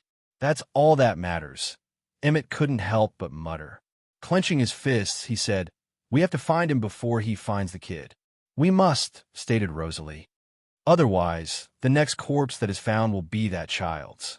It's amazing how life seems to enjoy throwing unexpected situations in my face. Though, by now, I suppose I shouldn't be too surprised. Considering how unordinary my life has been in the past year or so, I shouldn't have been surprised that more random and unexpected situations would be thrown my way. Take, for instance, today. The whole conundrum resounding the recent discovery of a dead body by yours truly has brought more trouble to my life than initially expected. I mean, how else does one explain why I, a boy that tries to keep out of trouble, gets kidnapped from his own backyard by some crazy lunatic vampire? Oh, and perhaps I should mention that this was the same vampire responsible for the mutilated corpse. Running for several kilometers at a speed that could rival the Flash, he brought me to what appeared to be a warehouse. A very familiar-looking warehouse. With the bloodsucker's monster-like grip, he didn't really need ropes to keep me bound. Entering the warehouse, the creature tossed me on the floor roughly before delivering a rough kick to my stomach. Ugh, that hurt way more than I was prepared for. I felt the wind knocked out of me as I gasped from the pain. What are you?" I stammered. The fear in my voice was partially real. I mean, hell, I was facing a real-life vampire. A vampire that looked as though he was ready to rip me apart limb by limb. Wouldn't you like to know? The crazy creature licked his lips and watched me squirm with a smirk plastered on his lips. "You've caused me a lot of trouble with your little discovery, and I hate trouble." Yeah, no kidding. Stabilizing my breathing, I winced at the pain erupting from my abdomen. No doubt, a bruise would be forming soon. "Humans, such filthy creatures," the vampire muttered. "They're nothing more than blood bags to feast on, and yet, those traitors actually care about them? How absurd." I'm going to give a guess and say the traitors are the Cullens. There's no point struggling. Where we are, only I will be the one to hear your cries. The vampire walked over and kneeled down next to me. His eyes flashed a red glow, and his nails grew out along with his canines. A shiver went down my spine as I stared into those crazed eyes of his. His bloodthirst was practically leaking out of him. He grasped my neck with one hand and began tightening his hold, cutting off my windpipe. I choked and whimpered as his other hand reached down to hold my arm. He was going to break it. "I'm going to torture you until you beg to be killed," he whispered into my ear. Fucking bastard. As if I'll let things end like this. Thinking he'd succeeded in making me scared shitless, he let out a disgusting laugh. I was scared. There was no doubt about that. However, I was not helpless. I didn't spend all those days training for nothing. I knew something like this was bound to happen so long as I stayed in Forks, but I wasn't expecting for something to happen so soon. No matter though, I'll still fight back with everything I got. Using my free hand, I lit a blue flame and shot it up at the bastard's face. The vampire, who clearly wasn't expecting it, let out a shriek as my blue flames burnt his flawless chin and his grip on my neck was released. Using this chance, I raised my leg and kicked the creature away from my body. The vampire wasn't knocked down, which I expected since vampires' physical prowess and strength were far above that of a human, but just that brief kick allowed me to stand up and gather my bearings before attacking again. Using various moves, I shot flames toward the bloodsucker, who let out another shriek as the flames hit him. What is happening? What are you?" The creature, who was weak to fire, cried out. It managed to dodge some of my shots, and fighting its burning pain, the vampire charged at me with its inhumane speed. I received another kick, but this time, it was to my right side, which threw me off my feet. Ugh, fuck. This bastard sure knew how to kick hard. If it weren't for the fact my physique was above average, I'm pretty sure that kick would have killed me. Biting my bottom lip, I ignored the pain and scrambled to my feet again before dodging another blow from the vampire. The vampire had taken off its coat that was burning with my flames. However, the vampire still had flames spreading around its body. Were they always flammable? I did a flip after the creature tried to attack me again, and from my feet, a finishing blow of flames shot toward him. Arg! Letting out a horrific screech, the vampire's entire body lit up in flames, and its pale skin began turning black. I couldn't rip off the vampire's head, so I could only hope my fire would do the finishing job. The vampire crumpled to the ground as the flames continued burning. As for myself, I coughed out a mouthful of blood and clutched my side. With the adrenaline slowly wearing off, the pain in my abdomen and on my side was becoming more apparent. I wanted to cry out, as this was the first time I had felt something so painful before. I used to be a sheltered kid. What did you expect? Whimpering, I clutched my side where the pain was gathering and ignored the burning body while hobbling toward the warehouse exit. However, my vision began darkening and my legs weakened. I ended up collapsing onto the cold concrete just before I made it to the door, but I heard it open all of a sudden. Before I fully lost consciousness, I saw several figures coming toward me. They found me, was my final thought before my eyes closed and I blacked out. Carlyle didn't know what to make of the scene before him. The curious boy, the foster child of Chief Swan, and the target of the rogue vampire that infiltrated their territory was currently passed out while his kidnapper's body was burning a couple of feet away. Glancing at the unconscious body of Alan, his lips thinned. What could have happened here? What on earth? Breathed Rosalie. Hey, is the kid alive? Emmett kneeled down next to the boy and pressed his fingers against his neck. He is. Just then, the group noticed Jasper tensing behind them. His pupils were dilated and his jaw was tightly clenched. He was staring thirstily at Alan's body. The blood. Leslie, get him away from here, ordered Carlyle as he and Esme blocked off the blonde's vision. Leslie nodded and forced Jasper to look away before holding his hand and tugging him. Come on, dear, she whispered. Jasper clenched his fists and, with much effort, took off running to the forest with Leslie behind him. After the couple left, Rosalie and Emmett went to inspect Rowan's burnt form while Carlyle and Esme checked Alan's vitals. He'll need to be taken to the hospital. His ribs are broken and there is some internal bleeding, Carlyle said. I'm surprised he's still alive. It's weird. Rosalie chimed in, looking at Rowan's charcoal body grimacing. How did that kid survive with just broken ribs? Carlyle was silent. We'll discuss it later. Right now, he needs medical attention. I'm taking him to the hospital. And without another word, the man cradled Alan's body in his arms and took off. After he left, Emmett looked at Esme and asked, How are we going to explain how we found him? Chief Swan, from what I've heard, isn't fooled easily. You don't need to worry about that. Carlyle will naturally think of something, the lady replied. Glancing at Rowan's body, she continued, For now, we must dispose of the body. We cannot let the humans find it no matter what. I don't think we need to anything seeing as it's about to become a pile of ash soon, muttered Rosalie. Turning her attention away from the body, she looked at Esme with a troubled expression. The Volturi will be coming soon to investigate. I know, Esme responded, but I doubt they do anything other than ask questions. We will just tell them what we know.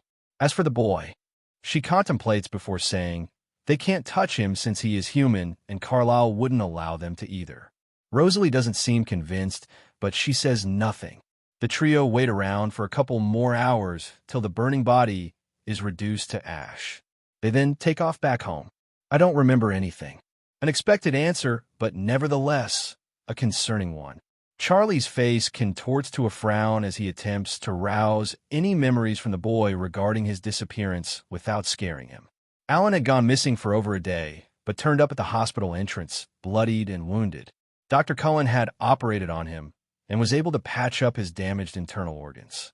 The injuries on his body spelled out that he had suffered a beating of some sort, but with the boy having zero recollection of the event, it was impossible to reach a clear conclusion. Charlie had a feeling his disappearance had something to do with the recent murder case, but with a lack of evidence and information, he couldn't be sure of his assumptions. As the days went on, Charlie's investigation continuously led to him to dead ends until eventually, the cases were treated as cold cases. Unsolvable. It was difficult to let go of, but there was nothing he could do. As for Alan's mysterious disappearance and reappearance, it was also treated as an unsolvable case, but Charlie continued digging. Considering Alan was the child he was supposed to take care of, for something like this to happen to his ward was obviously a reason for apprehension. If social services caught wind of this, Charlie hated to think what might happen. Though he wouldn't admit it, he had grown fond of the boy and regarded him closely as a son. To have him forcefully taken away was something that made him uncomfortable. Besides, even his daughter was fond of Alan. He knew the two of them kept in touch. She probably wouldn't be able to contact him anymore if he was sent to another foster home. Bella would definitely be unhappy if that happens. Have you checked the CCTV cameras? Charlie asked his subordinate. The latter responded grimly, Sir, the hospital entrance doesn't have CCTV cameras. All right. How could he forget that? Running a hand down his face, Charlie sighed. There really was nothing to go on. And there are no witnesses? None, sir, the subordinate replied. I'm sorry, Chief. It's not like it's your fault, Charlie muttered. He could feel a migraine coming on. Rubbing his temples, he dismissed the man and closed the file in front of him. Checking the time, it was time to visit the hospital. Packing up his things, he bid an emotionless farewell to the workers at the front desk and walked outside to his car before climbing in. However, a slight shiver passed through his spine, and he instinctively felt like he was being watched. Looking at the rear-view mirror and the side mirrors inconspicuously, he searched for the source of his discomfort, but found nothing. Letting out a sigh, he thought, perhaps I'm just getting too sensitive these days. Brushing off the earlier suspicions, he switched on the ignition and drove away. A couple of feet away, two pairs of red eyes watched the human drive away. One of the figures mutters, "So that's the boy's father?" Both human, it seems. "How unfortunate," the other says. "I was hoping to break some necks today. If it were not for the treaty, we could have had a feast," the first one continues.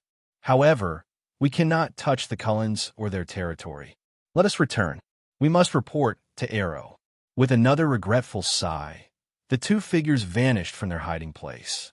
It's been 5 years since then. Not much has changed in Forks. The weather was still as gloomy as ever, and the people, even more so. Other than the sudden arrival of Carlisle Cullen's foster kids that came during summer break, life went on as usual in the dreary city. As for Alan, the young boy had now grown up. His boyish appearance had long vanished, and replacing it was the handsome appearance of a young man entering adulthood. Since his arrival in this world 5 years ago, Alan has lived a relatively peaceful life minus that 1 year. Despite his initial feelings of being an outsider in this supposed world of fiction, 5 years was enough time for him to accept that he was now a permanent resident of this world. The relationships he developed with various characters were factors that played an important role in his changing mindset. No longer were they just characters of a fictional story, but real people with real lives and real emotions. He could sympathize with them and understand their feelings, something he couldn't do if they were just characters in a story. Take his relationship with Charlie, for example. Charlie Swan was someone he acknowledged as his father. Despite the biological barrier between them, he was taken in and cared for. Sure, Charlie wasn't the type to show his emotions easily, but Alan knew that the man somewhat considered him his son. That was something Alan was grateful for. As for his relationship with Bella, they were like siblings.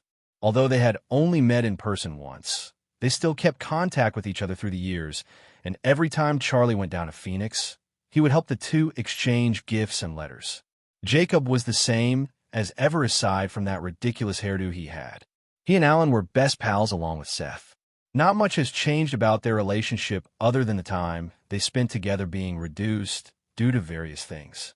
However, their time together, along with the events of the first year Alan spent in this world, made Alan realize something that had crossed his mind when he first arrived here. This world may not have been the Twilight he knew. Sure, it was still Twilight, but there were numerous evidence to suggest that this world was a version of the Twilight he knew. His presence could have caused a butterfly effect, but with what Alan has observed and noticed, the former suggestion seemed much more plausible. The probability of this world being an alternate universe of the original Twilight one was high. That would mean the knowledge he currently thought he had could be wrong, and the assumptions he made before regarding various events could also be wrong.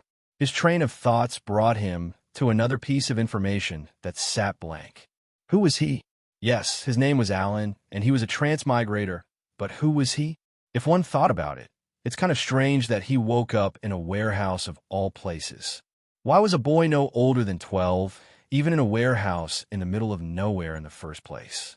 Did the body just appear there, or was there more to the story? The questions in his head only brought on more questions, all of which were unanswered. However, he hoped that wouldn't be the case for long. Alan couldn't help but stare jaw-dropped at his friend. With swept-back hair, a tight white t-shirt with a black leather jacket on top of it, and a pair of ripped jeans, Sean Wells hopped off his motorcycle and sauntered toward to him with arms opened. "Alan, my friend, what's up?" "You." Alan was momentarily speechless. "What's with the get-up?" "What do you mean?" asked the other before turning around. Running a hand through his hair, the boy said, "This is my new look. Pretty cool, eh?" "Sure," replied Alan, scanning his friend from head to toe. Then in a sarcastic tone, "If you're aiming to star in W. Pad's latest bad boy novel." "What the hell, man? Don't girls dig this kind of look?" asked the brunette. "You've got competition this year, my boy." Alan was once again rendered speechless as he watched his friend give flirty winks to various passing girls. Shaking his head, he briefly wondered if an alien possessed his friend's body. What happened to the studious, nerdy boy he met in middle school? You know what? I don't even care, muttered Alan with a sigh. Tugging Sean's arm, he said, "Come on. The opening assembly should be starting soon." As the two made their way up the stairs, Alan suddenly felt himself being watched. That's when he noticed the students around him were staring at something, or rather, someone behind him. Turning around, he noticed a Mercedes-Benz C-Class convertible driving into a parking spot and stepping out of it. The newly arrived Cullen foster kids. "Holy shit," someone muttered. But Alan didn't notice. His attention was on one specific female that stepped out of the vehicle. Perhaps noticing his blatant staring, her eyes looked up and met his. Alan's eyes widened as an unfamiliar feeling passed through his chest. Alice Cullen. The two of them stared at each other for a minute or so before Alan averted his eyes out of embarrassment. He looked at the other siblings and frowned when he noticed an unfamiliar face among them holding Jasper's hand. Who was that? Wasn't Alice Jasper's partner? Oh, right. This was a supposed alternate universe. But then, wouldn't that mean that Alice didn't have a partner right now? Alan didn't know why he felt relieved at that. Dude, those are Dr. Cullen's foster kids. Sean's voice snapped Alan out of his thoughts. Damn, looks like I have more competition now. Resisting the urge to roll his eyes at his friend's words, Alan gave one more look at the new arrivals before walking inside. Whatever this pounding in his chest was, he could ignore it for now. In the meantime, no way. That guy is your destined one. Emmett asked in shock. Yes, it appears so, Alice replied. I didn't think he was the same person as that boy you rescued 5 years ago. That's when Rosalie realized something. Now that I think about it, when you saw him in your vision, you said there were blue flames surrounding him.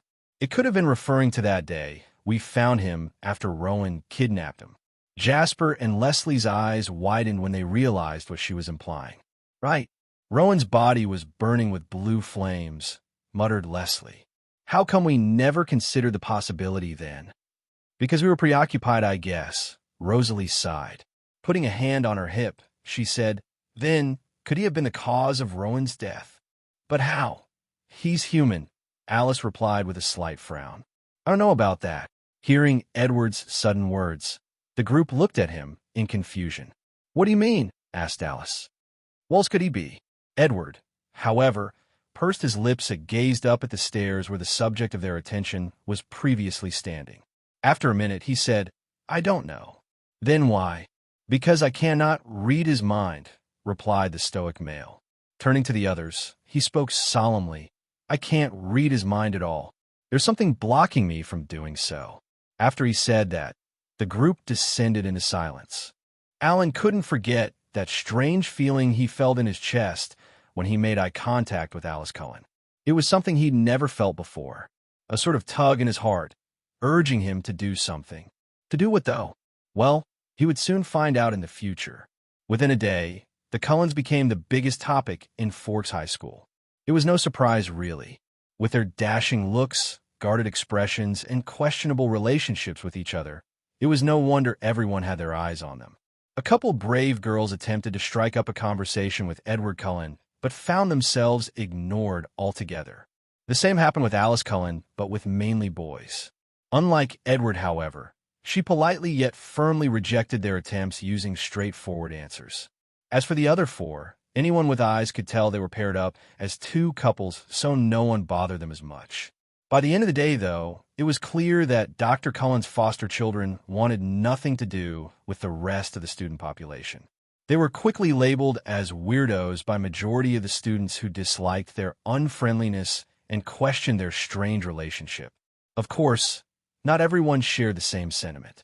Jessica Stanley, for example, continued eyeing Edward despite his obvious aversion to her and the rest of the students.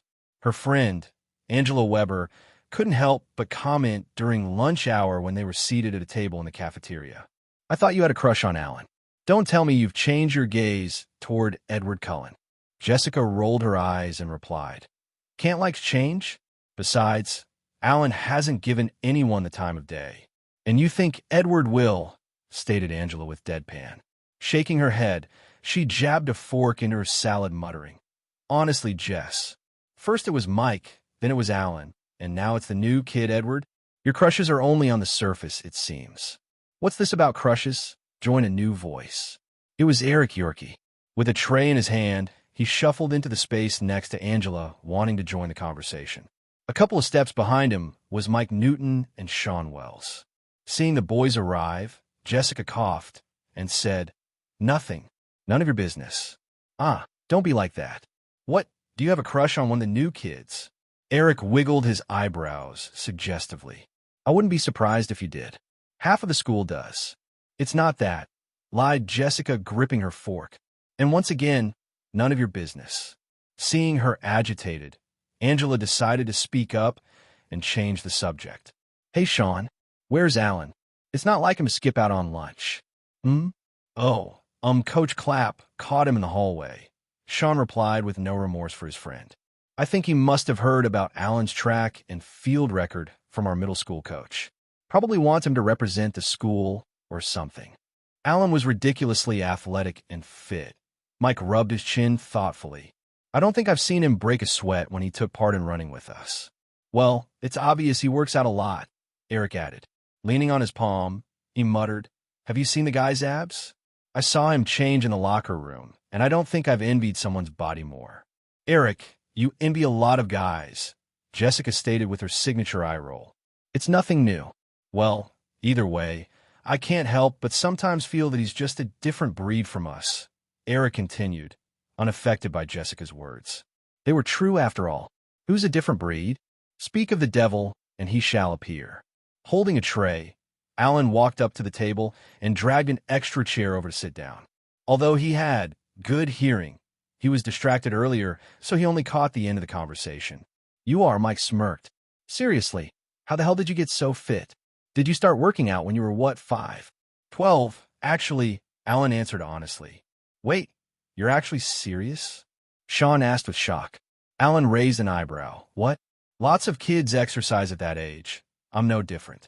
And besides, you knew that already, Sean." "I guess you're right," Mike says, referring to his first sentence.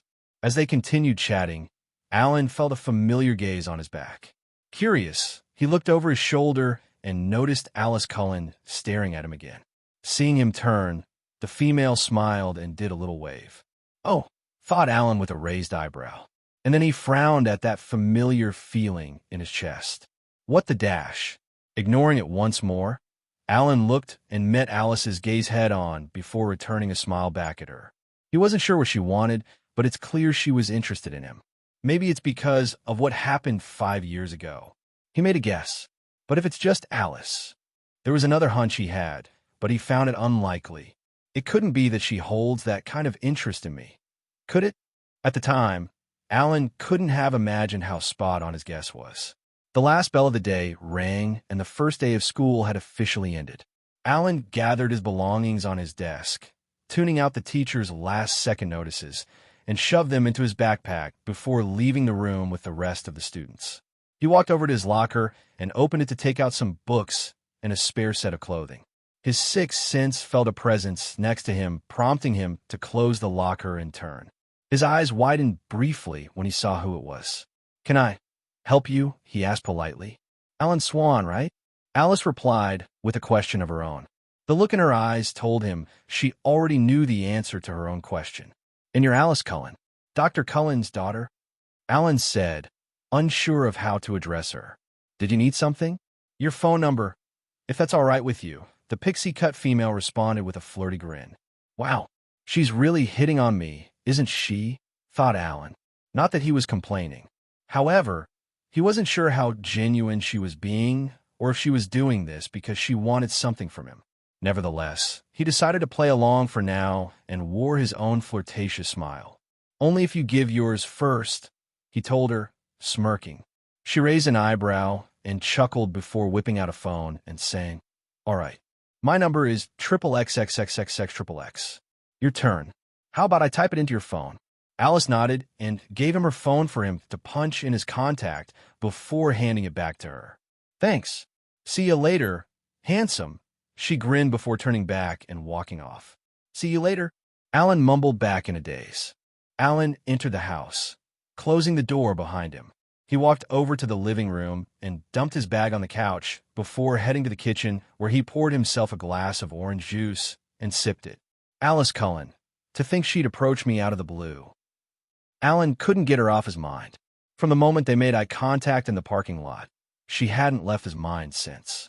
If it weren't for the fact that she was blatantly staring at him during lunch, and the fact that she directly approached him and asked him for a number, he wouldn't have paid as much attention as he is now. It seemed like she was interested in him romantically, but one couldn't be so sure. Or am I just overthinking this? Alan snickered to himself. Placing the glass down, he walked over to his bag and opened the zip, taking out a file and a notebook. As he did so, his phone suddenly started ringing. Looking at the caller ID, he grinned. "Sup, Bella?" he greeted. From the other side of the line, the girl's voice sounded. "Hey, are you free to talk right now?" Alan noticed her troubled tone and replied, "Sure, I'm free. Did something happen?" There was a sigh before. "No, not really." Bella seemed hesitant to talk. After a brief pause, she said, "I've just been thinking maybe I should move to Forks and live with you and Dad." Alan was surprised. Not very, since he knew she would eventually come, but this was earlier than he was expecting. Holding the phone against his ear, he sat down at the table and asked, "What brought this on all of a sudden? I thought you hated Forks." "What? No, I don't hate Forks. I just prefer the sunny weather in Phoenix," the girl replied with a small huff. Then she continued, "Anyway, I was just considering it because I feel bad for keeping Mom at home with me all the time. I know she wants to go traveling with Phil, but because she can't leave me on my own." "I see," Alan said. A second passed before he asked, "Have you told Charlie yet?" "No, I haven't told anyone actually. You're the first." I feel so touched." Bella scoffed. "That sounds sarcastic to me." "Hey, I was being genuine," Alan responded with a chuckle. "Well, it's totally your decision. Though, it would be cool if you could come and live here." "Why?" "So you can judge my taste in music and movies again." "You make me sound like some kind of bully. Aren't you?" "Jacob always complains that you play terrible pranks on him," the girl retorted. Alan snorted. "My pranks are harmless. And how come you're still in contact with that doofus?" "Don't call him that," Bella scolded, but Alan could tell she was grinning. "And we only email each other now and again." Yeah, whatever. Just know that he still has a crush on you," Alan said, rolling his eyes. "I doubt he's confessed, though." "Seriously, Alan? I'm telling you, you've got it wrong. Jacob likes me as a sister." "He said so himself," the girl groaned. "A sister?" Alan thought incredulously. Did the guy just brother zone himself? He resisted the urge to facepalm. On the other side of the line, Alan heard a woman's voice calling Bella, probably her mother. "Whoops, gotta go." "Hey, I'll talk to you soon," Bella said. "Let me know when you've made a decision," Alan replied. "Yup, bye." And she hung up the call. "You said you like her as a sister?" The moment Jacob entered the house, Alan burst out laughing like a lunatic. Instantly, the shifter's face turned red in embarrassment. "Shut up. I panicked, all right. And how do you know?" Alan wiped away a tear and rolled his eyes. "What do you mean?" "Obviously, she told me." "Yeah, but why? What were you two talking about for that to be brought up?" Jacob walked into the living room, taking off his jacket in the process. Hearing his question, Alan sobered up and coughed. And nothing important, just..." He mumbled something under his breath. A second later, Jacob exploded. "You what?"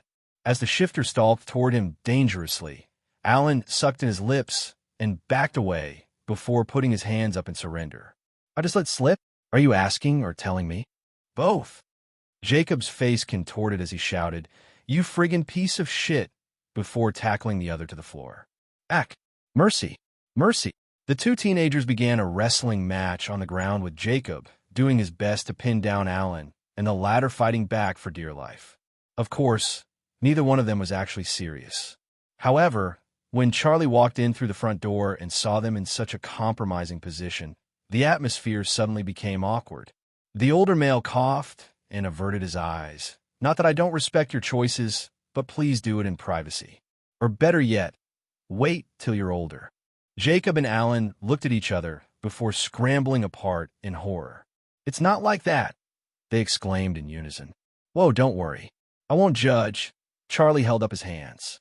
Alan's eye twitched. No, seriously, Charlie. It's really not Dash.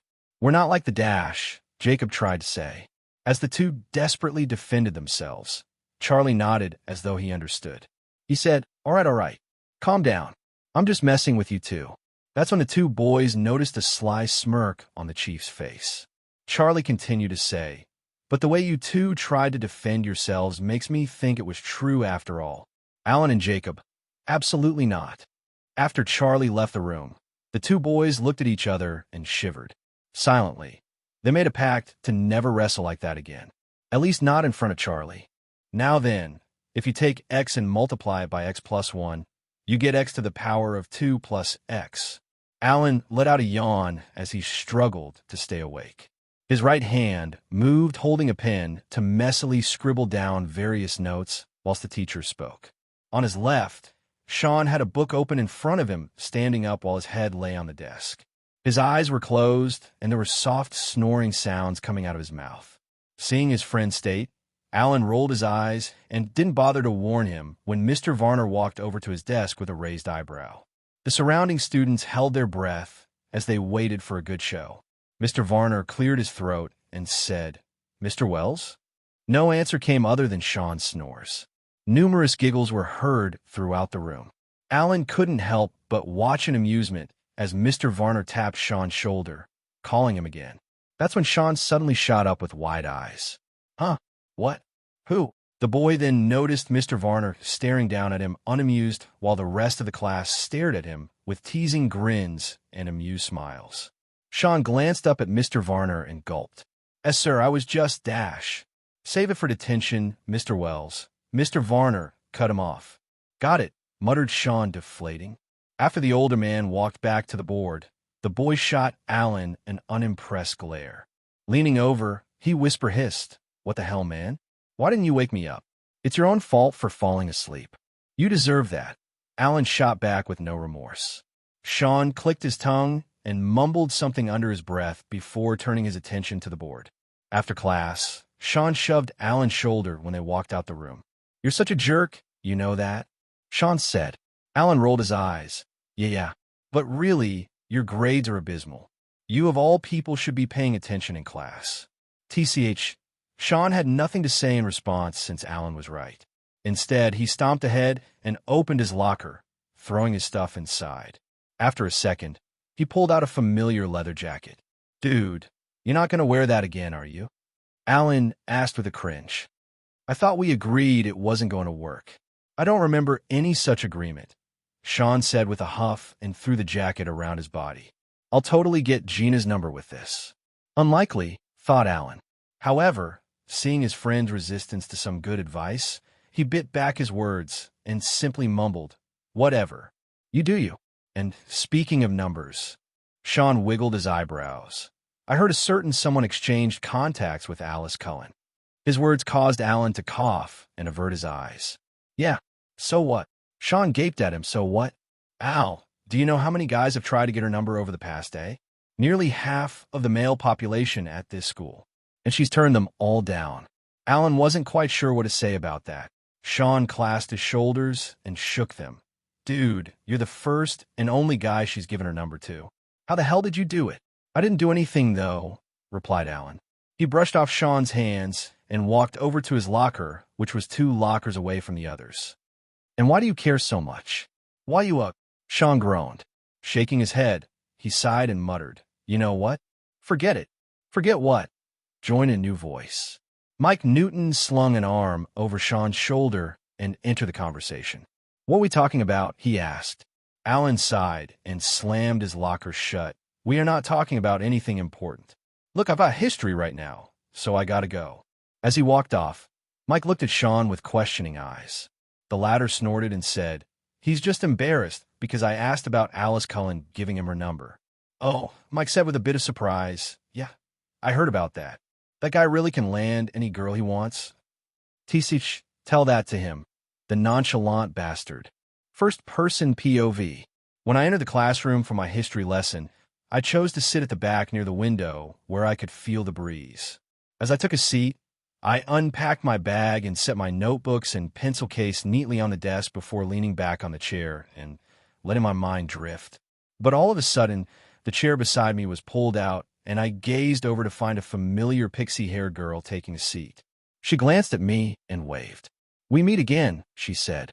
"So it seems," I hummed. With a raised eyebrow, I said, "Didn't think you were into history." "Oh, why do you think so?" With a grin, I replied, "You seem more of a science type of person." "A science type," she repeated. "And what do you mean by that exactly?" "Nothing really. I just got that vibe from you," I replied lamely. She was silent, and for a second, I thought my words might have offended her. However, she suddenly burst out into giggles. "Well, you're not exactly wrong. I do enjoy science, but I'm here because something in this class interested me." "And what might that be?" I asked. Instead of replying, she merely smiled. "Wait, is she talking about me? Say, are you free this Saturday?" She suddenly changed the subject. I raised an eyebrow and replied, "I am." "Why?" "I was thinking of catching a movie. Would you care to join me?" She leaned forward, resting her delicate chin on her palm. Seeing her lean closer, I felt my breath hitch. I suddenly felt a familiar funny feeling in my chest, and I couldn't help but avert my eyes away from her pretty face. Damn, what the hell is wrong with me? "Well," she asked. Ignoring the feeling in my chest, I cleared my throat and replied, "Why, yeah, I'd be happy to." "Great. Let's say 1 in the afternoon." "That works," I nodded. Giving me a toothy grin, she turned to face the board as I did the same. However, I failed to pay attention to the lesson for the entire class. The only thing in my mind was, holy crap, did I just agree to a date with Alice Cullen? Saturday arrived sooner than Alan was prepared for. Reminding himself of his outing today with Alice, he got up earlier than usual and completed his morning routine and workout before eating a light breakfast with Charlie. The older man probably sensed his strange mood, but chose not to question it. After breakfast, the chief of police dropped a few words and left for work, leaving Alan to muck around the house till around 12:30. Although the implication for today's outing was a date, Alan refused to jump to conclusions. He was dense most of the time, but with Alice's direct flirting approach, it was safe to say that she was eyeing him as a potential partner. The Cullens didn't drink human blood, so it was unlikely she was after that specific aspect. Besides, unlike the original plot, Jasper wasn't her partner. He was in a relationship with someone whom Alan hadn't seen before. It only served to prove that this world was indeed the assumed alternate universe of Twilight. Thinking of this, Alan couldn't help but sigh. Life would be so much easier if I knew what would happen in the future. Not that it wasn't easy right now, but it was unnerving to not know what the future holds. All this thinking is making me thirsty. He smacked his lips together, feeling his throat quite parched. Pouring himself a glass of water, he gulped it down and wiped his mouth using the back of his hand. As he placed the glass on the counter, he suddenly froze and looked out the window with narrowed eyes. Someone is watching me. It wasn't a hostile gaze, but that didn't make it any better. Being spied on in one's own home isn't something anyone would want. Despite his urge to search for the source, Alan knew it was better to ignore it and pretend he noticed nothing. At least, in that way, whoever had their eye on him wouldn't suspect anything out of the ordinary. Concluding that this was the best judgment, he turned his attention away from the window and walked further into the house. At the same time outside, he's gone, Rosalie muttered. He looked out the window for a moment, though. "Do you think he noticed us?" "Nah, he couldn't have." Leslie shook her head before straightening her back. "Remind me again why we came here?" "Because," Rosalie drawled, flipping back her blonde hair, "he's hiding something. Something about that kidnapping 5 years ago just doesn't sit right with me. I mean, none of us noticed anyone else there at the time other than that Alan kid and Rowan. And yet, the one who died wasn't the human, but the rogue. We did have a theory that he was the one who killed Rowan," Leslie agreed. But shaking her head, she explained, "However, how would he have done it? He's human. Don't you remember what Edward said?" hissed Rosalie. Pointing toward the house, she said, "Edward can't read his mind." "What if he isn't human? Then aren't you being a little hypocritical?" retorted Leslie with a frown. We aren't exactly human either. If anything, he has more reason to be suspicious of us than we of him. Rosalie glared at the other female, but kept silent, knowing that Leslie was right. Releasing a sigh, Leslie softened her tone as she said, "Look, I know you're just looking out for Alice, but I doubt even she would approve of you doing this. Let's just let things play out for now, all right?" Huffing, Rosalie silently agreed with Leslie's words. Giving the Swan residents another brief glance, she ran off into the distance, with Leslie following a few seconds later. When the two ladies left, Alan felt their absence from within the house. He noticed that the eyes watching him had disappeared, leaving him to sigh in relief. Arriving at the cinema at 1 p.m. sharp, Alan looked around, trying to spot the pixie-haired female in the crowd. Suddenly, he felt a presence behind, and he turned around to face a smiling Alice. Her right hand was reached out in front of her, almost brushing with his shoulder. With a fake pout, she said, "I was going to surprise you." Alan chuckled, replying, "It's going to take a lot more than that to surprise me." "No kidding," she giggled, brushing a strand of her hair behind her ear. Tilting her head, she motioned toward the ticket booth and asked, "Shall we get our tickets?" "Sure. What movie did you have in mind?" Alan's eyes immediately drew toward the various posters on the wall. None of the posters showed movies that he was familiar with, but they all looked interesting. Alice followed his line of sight and pointed to the poster on the far end. "I was thinking we could watch that one." The trailer looked interesting. Alan focused on the poster she pointed to, and his lips twitched. "Night of the Living Vampire. That's an interesting choice," Alan muttered in amusement. "I hope you're okay with horror movies," Alice smirked. She hooked an arm around his and dragged him toward the ticket booth. Alan didn't put up any resistance and let her drag him there, but instantly stopped her from retrieving money from her purse. Taking out his wallet, he said, "I'll pay for the tickets."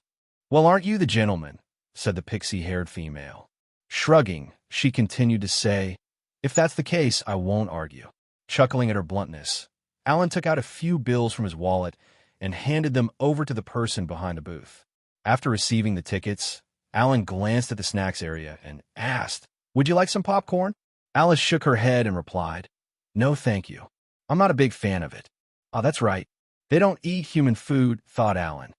"In that case, I'd rather not be the only one eating. Instead, I'll just buy a drink. I'll buy myself something to drink." "You can head on inside first," he told her. Nodding her head, Alice walked away, leaving Alan to go purchase his drink. When he turned around, he ended up seeing Sean walking through the entrance door with an unfamiliar girl holding his hand.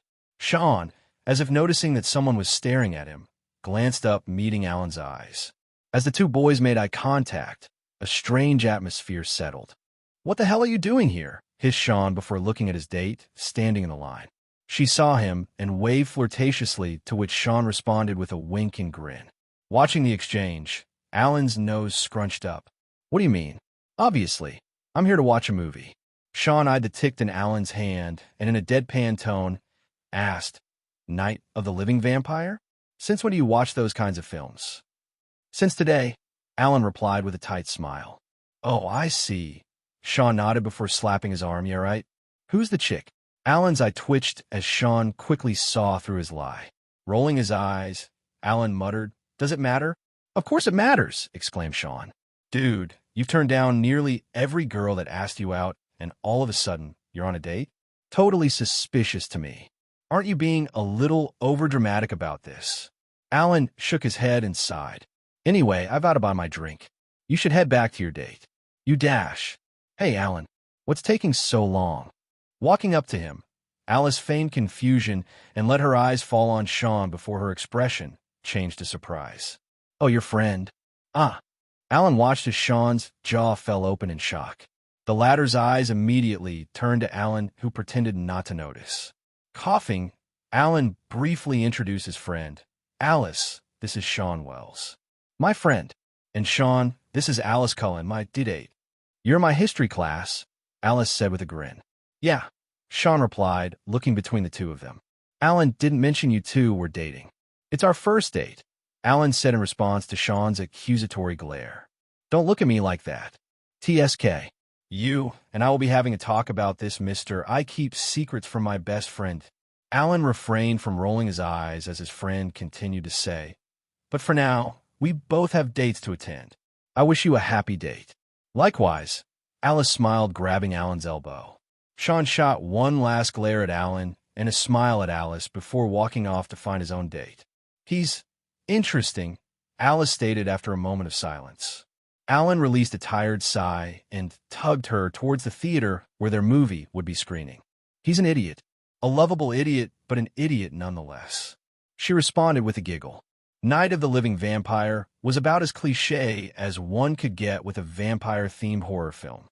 While the movie itself wasn't terrible, it wasn't something Alan would recommend spending money on watching in a cinema. Still, Alice seemed to enjoy it, so Alan didn't voice any complaints. After their movie ended, the sky outside had gone dark with clouds covering the upper atmosphere and threatening rain. It was late afternoon, so the day had yet to end. Alan wasn't ready to finish off their date, so after they exited the cinema, he asked, since we have some time to spare, would you like to walk around with me?" Alice tilted her head. "Walk where?" "I don't know. The mall, the park, anywhere really." Alan trailed off. Her cold hand tightly grasped his, and Alice looked at him in happiness. Though she hadn't voiced it, she was rather delighted that he had asked. "I would love that. We could go to mall first and maybe that park later, if it hasn't rained by then." The two were already holding hands, so there was no need for Alan to offer his elbow like a gentleman. Exiting the cinema's compound, they walked towards the array of shops lined up on either side of the building. Alice took time browsing through the windows of shops that caught her eye, but made no move to enter them. Forks was a relatively small place, so really, it was easy enough to get from place to place on foot. Public transport did exist, but the couple chose instead to walk to the nearby mall, allowing them to freely chat and get to know each other a little better. Alan only knew the surface of the one named Alice Cullen as a character in Twilight. There were things he slowly discovered about her that were not mentioned in the Twilight series at all, such as her love for art, her favorite TV series being Friends, and her dislike of snakes. "Snakes? Really?" Alan questioned in surprise with raised eyebrows. Alice shrugged, "Never liked them. They're too slithery for my taste." "Huh," Alan muttered. "Honestly, never would have guessed that." "What about you?" asked Alice. The two paused at a crossing and waited for the pedestrian light to turn green. Alice glanced up at him. "What are your dislikes in general?" "My dislikes?" Alan thought for a minute before answering. "I don't like banana-flavored things." The light turned green, and the two crossed the road. Reaching the other side, Alice said, "Banana-flavored things like banana cake?" "Cake, candy, bread, smoothies, anything that is banana-flavored," replied Alan. "So I assume that extends to bananas themselves." "Shockingly, no," Alan snorted.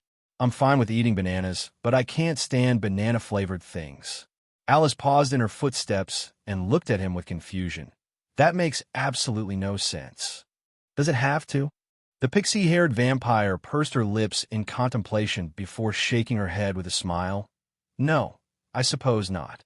The two shared a laugh and continued their walk.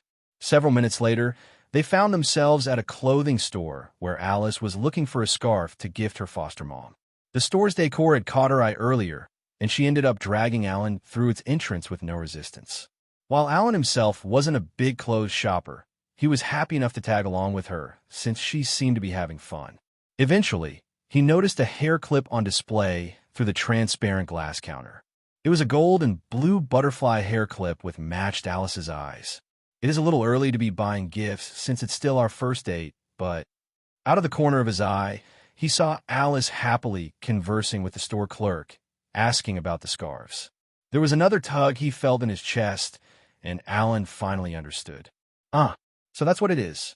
He was attracted to her, yes, but it was more than that.